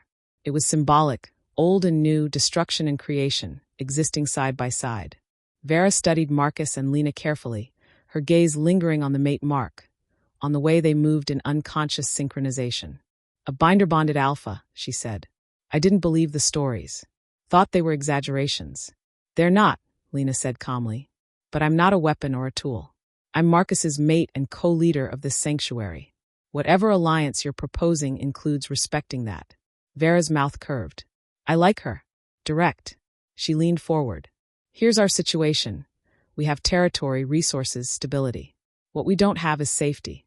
The human settlements on our borders are getting bolder, more organized. We need allies who understand both worlds, who can bridge the gap. And you think we can do that?" Marcus asked.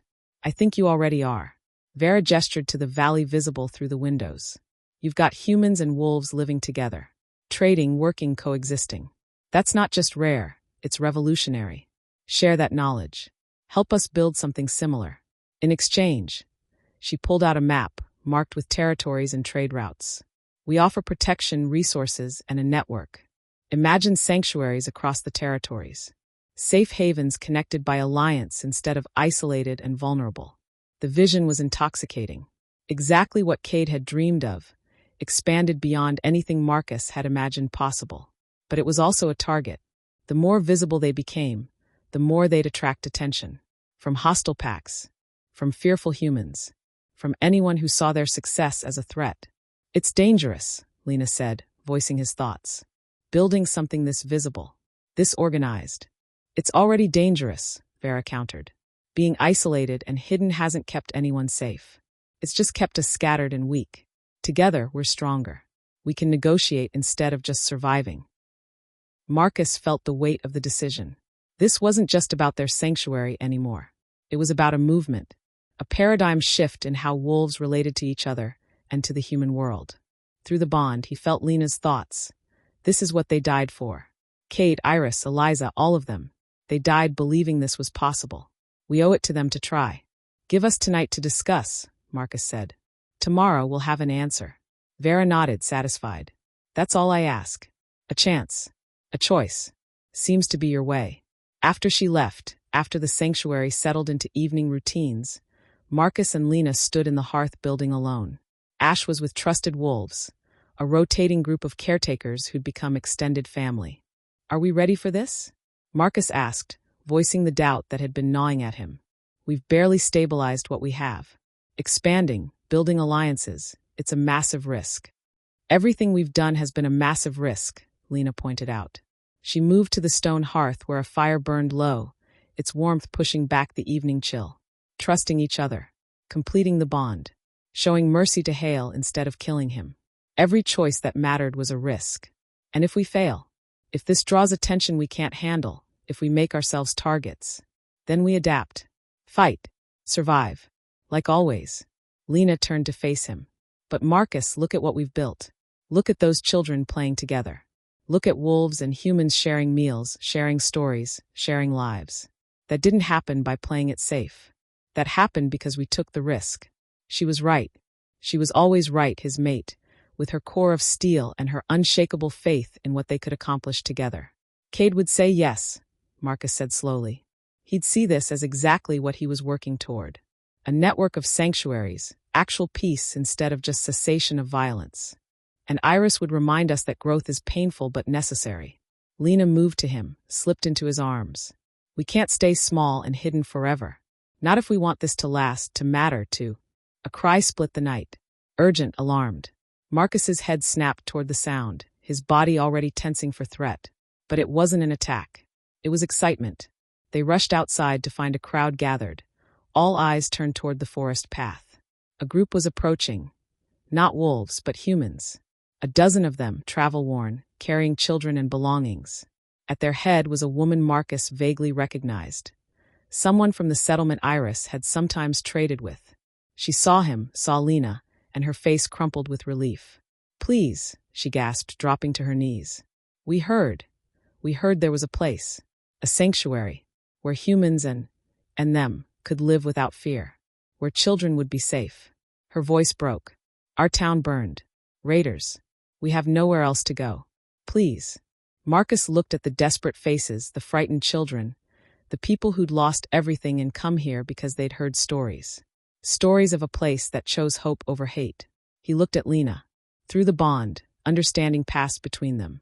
They'd asked if they were ready for expansion, for alliance, for becoming something bigger than themselves. The universe had just answered. They didn't have a choice. The sanctuary was already growing, already becoming the beacon Cade and Iris had died believing in. Welcome, Marcus said, his voice carrying across the crowd. Welcome to the hearth. You're safe here. And as the refugees wept with relief, as his wolves moved forward to offer food and shelter and welcome, Marcus felt Lena's certainty through the bond. This was just the beginning. Chapter 21. The arrival of the human refugees changed everything. Within days, the sanctuary's population nearly doubled. With it came new challenges. Housing shortages, food distribution problems, cultural clashes between wolves who'd lived in hiding and humans who didn't fully understand pack dynamics. Marcus found himself mediating a dispute between a wolf and a human father who'd panicked when he saw his daughter playing with wolf pups in their shifted forms. The man had grabbed a weapon. Just a stick, but the intent was clear, and the wolf had reacted defensively. She was in danger, the father insisted, his hands shaking. Those things had their teeth near her throat. They were grooming her. The wolf, a young female named Kira, shot back. It's how pups show affection. I would never hurt a child. Never. Both were scared. Both were reacting from trauma and instinct. Both needed to be heard. Marcus took a breath, feeling Lena's steadying presence through the bond. She was dealing with a similar situation across the valley. Different conflict, same root cause. Fear meeting fear, with no bridge between. Kira, Marcus said gently. You're right. Grooming is affection. But humans don't have that context. To them, teeth near a child's throat looks like threat. Can you understand why he reacted that way? Kira's ears flattened, but she nodded slowly. Ah, yes. I suppose. But I was trying to help her. She was crying and You were being kind, Marcus assured her. And that matters.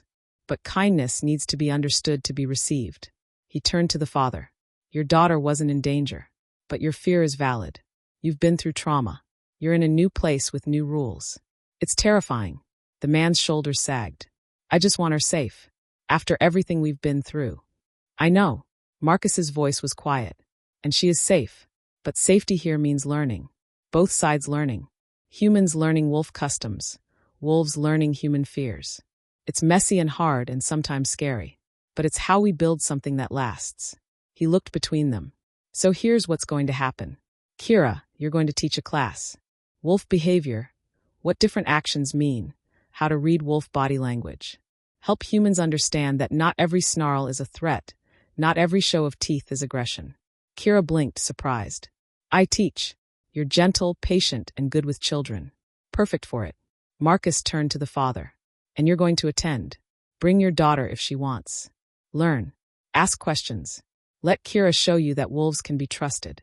The man hesitated, then slowly nodded. Okay. Yes. I'll try. It was a small victory. One conflict resolved out of dozens. But it was a start. That night, exhausted and drained, Marcus collapsed next to Lena in their cabin. Ash was asleep between them, his small body warm and trusting. This is harder than fighting hail, Marcus muttered into the... Lena's laugh was soft, tired. Fighting is simple.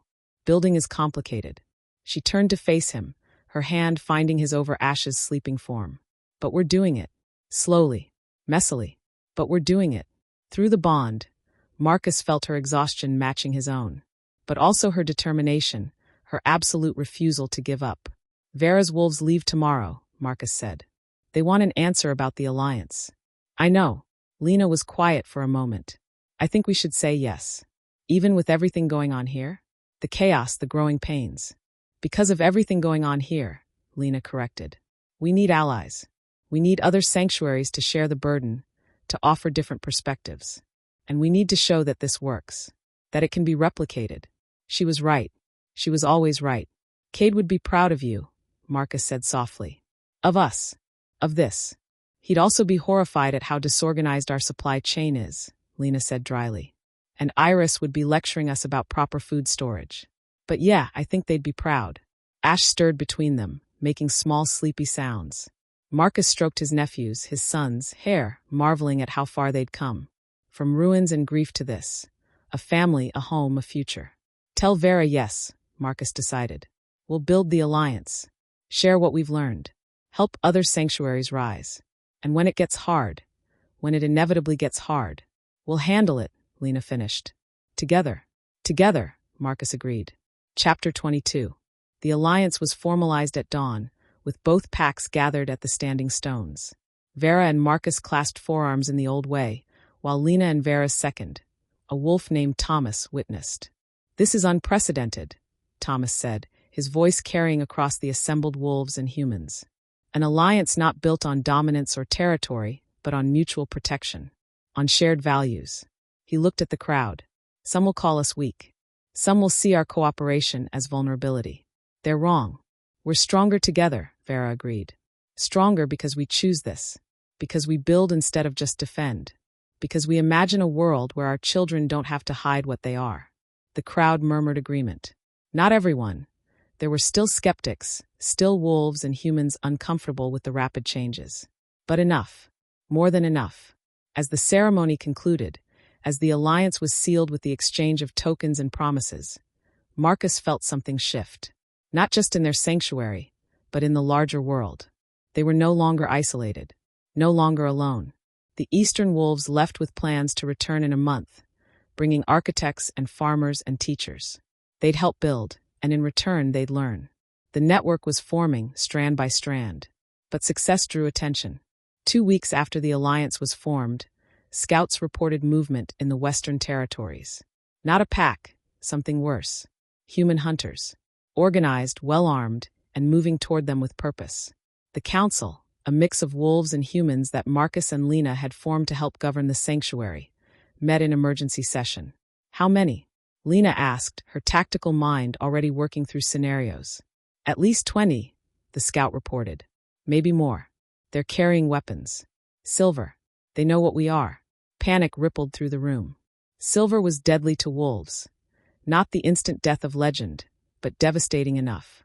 A silver wound took days to heal instead of hours, could cripple or kill if placed right. We can't fight them, one human said, his face pale. Not if they're organized.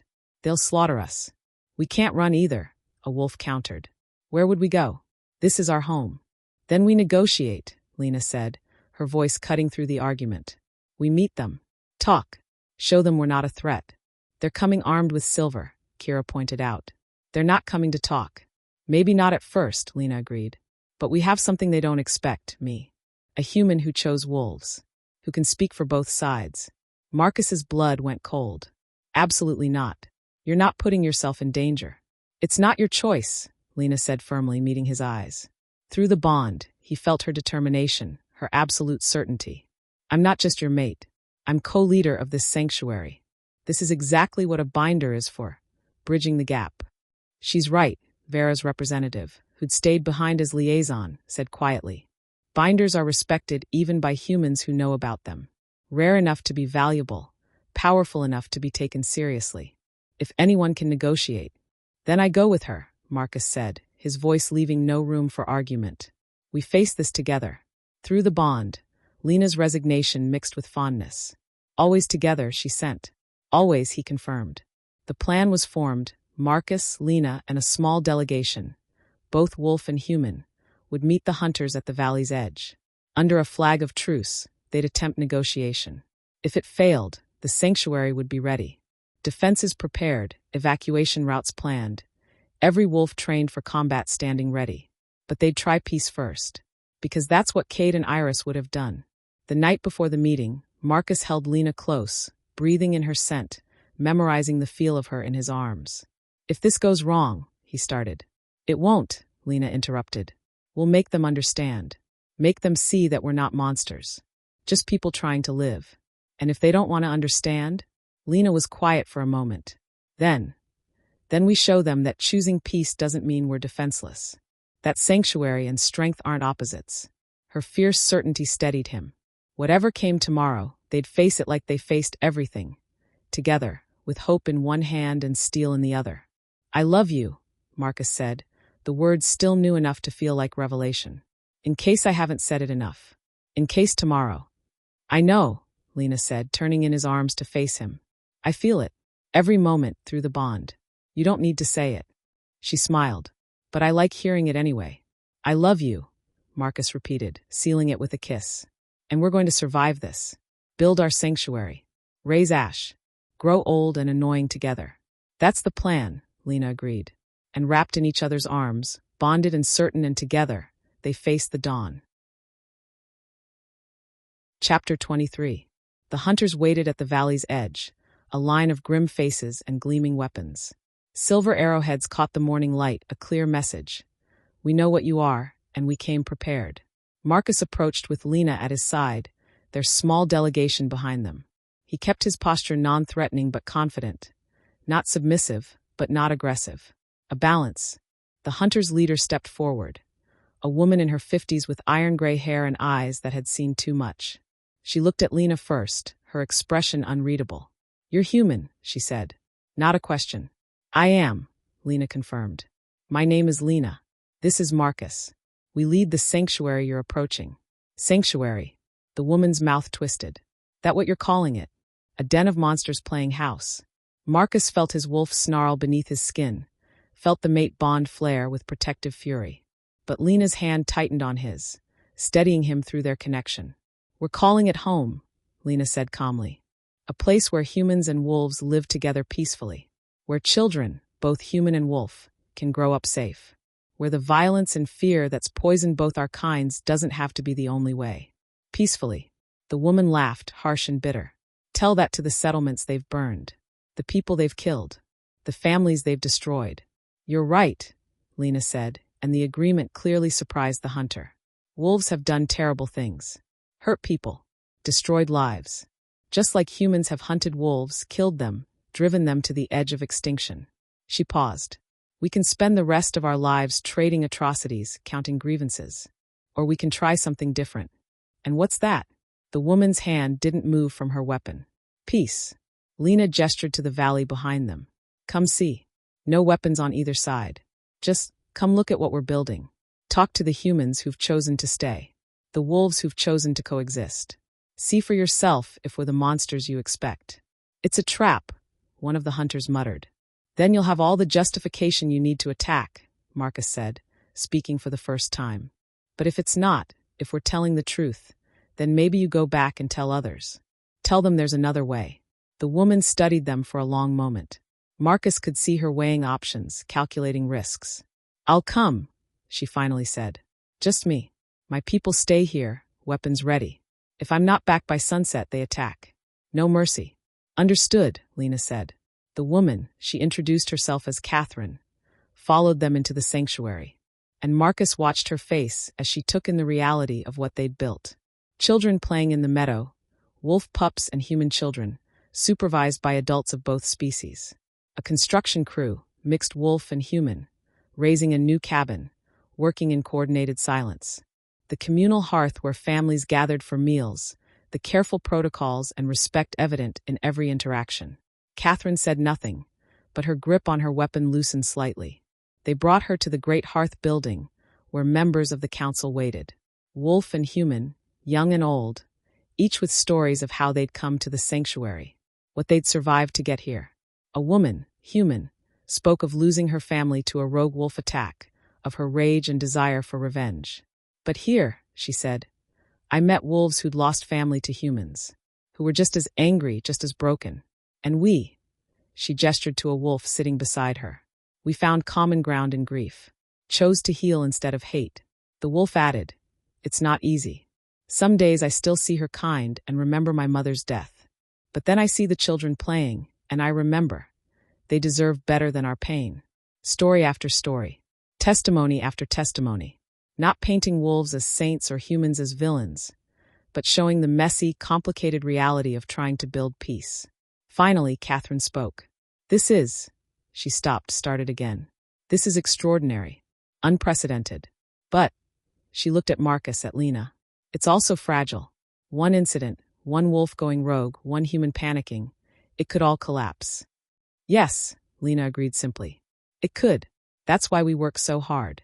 Why we have rules, protocols, education. Why we're building alliances with other sanctuaries. Because peace is harder than war. Takes more effort, more courage, more willingness to fail and try again. And if, when someone attacks you, when other wolves, other humans, see this as weakness. Marcus smiled, cold and sharp. Then they'll learn that choosing peace doesn't mean we've forgotten how to fight. Just that we choose not to. Unless we have to. Catherine nodded slowly. She looked around the hearth building one more time, then made her decision. I'll tell my people to stand down, she said. More than that, I'll tell others. About what you're building here. She met Lena's eyes. But understand, not everyone will see this as hope. Some will see it as threat. You're challenging everything both our kinds believe about each other. That makes you dangerous. We know, Lena said. But someone has to start. Someone has to try. Catherine clasped Lena's forearm in a warrior's grip. Then may you succeed. And may those of us who believe in your dream find the courage to help. She left as the sun began its descent, returning to her hunters with a tale that would spread. Of a sanctuary where the impossible was becoming real. That night, as Marcus and Lena stood on their porch watching the settlement below, she leaned into him with a sigh. We did it, she murmured. Another crisis navigated. Another step toward peace. How many more do you think we'll face? Marcus asked, only half joking. Hundreds. Thousands. Lena laughed softly. Building this, building anything that matters, means constant challenges. But, she looked up at him. I'm not afraid. Not as long as we're facing them together. Through the bond, Marcus felt her certainty, her love, her unshakable faith in what they were creating. Together, he agreed, pulling her close. Always together. Chapter 24. 6 months later, the valley had transformed. What had been a handful of rough structures was now a thriving settlement.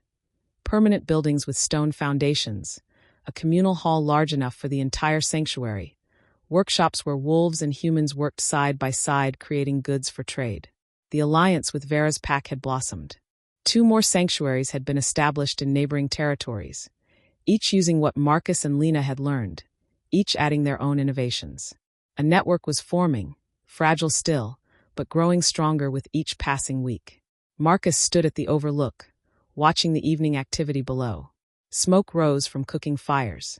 Laughter drifted up from the training grounds where Kira was teaching a mixed group of humans and young wolves defensive techniques. In the meadow, Ash played with a pack of children, both species, their joy uncomplicated by the prejudices their parents had to unlearn. Footsteps behind him. He didn't need to turn to know it was Lena. The bond told him, had become such a natural part of his consciousness that being without it would feel like losing a limb. She slipped under his arm, fitting against his side with the ease of long practice. Thinking deep thoughts, thinking how far we've come. Marcus gestured to the valley. 6 months ago, this was just a dream. Cade's dream. And now it's real. Lena's hand found his, their fingers interlacing. And growing. Vera sent word. They want to host a gathering. All the sanctuaries, all the allied packs. A council to coordinate, to share resources, to formalize what we're building, Marcus finished. Turn it from a collection of experiments into an actual movement. Scared, terrified, Marcus admitted. What if we fail? What if this all comes crashing down? Then we'll rebuild. Lena's voice was matter of fact. Again and again, as many times as it takes. That's what we do. That's what Cade and Iris taught us. That building is worth it, even when it's hard. Especially when it's hard. Marcus pulled her closer, breathing in her scent. Honeysuckle and home, still always. I don't say it enough, but thank you for choosing this. Choosing me. Choosing to believe that broken things can heal. You're not broken, Lena said firmly. You were wounded. There's a difference. And besides, she looked up at him, her eyes bright. I didn't heal you. We healed each other. That's what the bond is. That's what love is. The word still made his heart skip. Love. Such a simple word for something so vast, so transformative, so. A commotion from the valley drew their attention. Not danger. Marcus would have felt that through the bond, through his connection to the wolves below. This was excitement. They descended to find a crowd gathering near the main gate. At the center stood a figure Marcus recognized. Hale. The exile looked different. Smaller somehow, though his physical size hadn't changed. His eyes, once cold silver, were clearer now. Haunted but sane. Marcus moved forward instinctively, placing himself between Hale and Lena. The bond hummed with protective fury, with the memory of the threat this wolf had once posed. But Hale raised his hands, palms out, in a gesture of peace. I'm not here to fight, he said, his voice rough. I'm here. He stopped, seemed to struggle with the words. I'm here to ask. To petition. For sanctuary. Silence crashed across the gathering. No one moved. You want sanctuary, Marcus said slowly, making sure he'd heard correctly. Here. After everything you did. Everyone you hurt. Yes. Hale's voice cracked. I know I don't deserve it. No, I should be dead or still exiled or. He looked around at the assembled wolves and humans. But I've spent 6 months alone. 6 months thinking about what I became. What grief made me. And he met Marcus's eyes. I want to try. To be better. To make amends, if that's even possible. To do what you offered me at the Standing Stones. To choose differently. Marcus felt Lena's thoughts through the bond. This is your call. Your decision. I'll support whatever you choose. He looked at Hale, truly looked at him. Saw the madness had burned out, leaving behind just a broken wolf trying to find his way back to himself. Saw, uncomfortably, a reflection of what Marcus himself had been not so long ago. The council will decide, Marcus said finally. We'll hear your petition, listen to your story. And then, he paused. Then we'll vote. As a community. Because that's how we do things here. Relief flooded Hale's face. Thank you.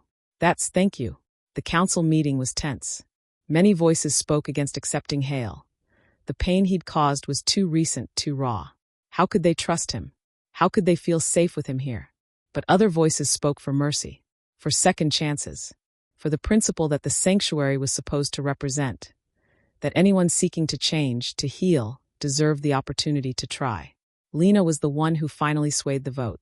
I'm not saying trust him, she said to the assembled council. I'm saying test him. Give him a place on the outskirts. Supervised work. Therapy with our binder counselors. Let him prove through actions, not just words, that he's changed. And if he fails, if he poses any threat, then exile becomes permanent. But if we won't extend this chance to someone who was once our enemy, then what are we building? A sanctuary only for the convenient? For the easy cases? The vote was close. But mercy won, by a single voice. Hale was accepted, with strict conditions. He would live at the sanctuary's edge. He would work in service, repairing damage, building, helping in whatever capacity he was needed. He would meet regularly with Lena and other binders, working through the trauma and grief that had broken him. And slowly, over weeks and months, something remarkable happened. Hale healed. Not quickly, not easily, but genuinely. Marcus watched it happen with a mix of emotions. Resentment, yes, but also recognition. Because Hale's journey was a mirror of his own. From monster back to man, from isolation back to community, from grief back to hope. One evening, Marcus found Hale working on a memorial they were building. A stone monument engraved with the names of everyone who died in the Pack Wars. Cade's name was there. Iris's. Eliza's. I know I can't bring them back, Hale said without looking up from his work. Can't undo what I did. But I can. He gestured to the monument. I can make sure they're remembered. Make sure what they died for, this sanctuary, this peace, actually means something. Marcus was quiet for a long moment. Then, Cade would have liked that. The memorial. He always said the dead should be honored, not just mourned. He sounds like he was a good man. He was. The best. Marcus paused. He would have done what I did. Offered you exile instead of death. Probably would have done it sooner, with less hesitation. Hale finally looked up, his eyes meeting Marcus's. I don't know if I would have taken it. 6 months ago. I was too far gone, too broken. But you gave me time. Space to find myself again. So thank you. For that mercy. For this chance. Marcus nodded, accepting it. Not forgiveness exactly. But acknowledgement. Understanding. That night, he told Lena about the exchange. She listened, her head on his chest, the bond warm and content between them. That's what we're building, she said softly. A place where even the broken can heal. Where mercy isn't weakness. Where second chances are possible. She tilted her head to look at him. That's Cade's legacy. Iris's. And now it's ours. Ours. Marcus agreed, the word a promise and a prayer. Through the window, he could see the sanctuary settling into evening. Families gathering for dinner. Wolves and humans moving in the comfortable rhythms of shared community. Ash's laughter ringing clear and bright as he played with his friends. This was what they'd fought for. Bled for. Nearly died for. And it was worth it. Every struggle, every challenge, every impossible moment. It was worth it because it was real. Because it was working. Because broken things could heal, and enemies could become allies. And hope could bloom even in the ashes of grief. I love you, Marcus murmured into Lena's hair. I know, she said, her smile audible in her voice. I feel it. Every moment. Always. Always, he agreed through the bond. Together. Always. Epilogue. 2 years later. The gathering was the largest yet. Representatives from 7 sanctuaries, 3 allied human settlements, and dozens of independent packs who'd come to observe, to learn, to decide if they wanted to join this new way. The valley had expanded to accommodate them all. Temporary structures dotted the hillsides, cooking fires creating a constellation of light as evening fell. Marcus stood at the edge of it all, watching with pride and wonder. Beside him, Lena held their daughter. Born 6 months ago, perfect and healthy, with Marcus's stormy eyes and Lena's determination already evident in her fierce grip. Ash, now 5 and tall for his age, tugged on Marcus's hand.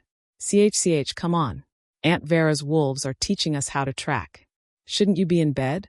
Marcus asked, amused. It's a special occasion. Ash insisted with the unassailable logic of children. Mama said. Lena laughed. I did say that. Go ahead. But stay with the group. Ash hooped and took off, his excited chatter joining the other children's as they raced toward the training grounds. He's going to be a handful, Marcus observed. He already is, Lena said fondly. Takes after his uncle. Marcus pulled her close, careful of the baby sleeping against her chest. Their daughter. They'd named her Iris Kate, honoring both the women whose dreams had made this possible. Stirred briefly, then settled back into sleep. I never imagined this, Marcus said quietly. 2 years ago I was a broken wolf hunting for vengeance, Lena finished. I know. I was a terrified human running for her life. Look at us now. They stood together, watching their sanctuary, their home, thrive around them. Wolf and human, old and young, former enemies and new allies, all gathered in peace. It wasn't perfect. There were still conflicts, still challenges, still moments when the old fears and hatreds surfaced. But they had protocols now. Systems. A community committed to working through problems instead of just fighting. And they had each other. The mate bond, stronger than ever, anchoring them both, making them more than they'd ever been alone. Cade's watching, Lena said softly. Somewhere. Him and Iris. And they're proud. Think so? I know so.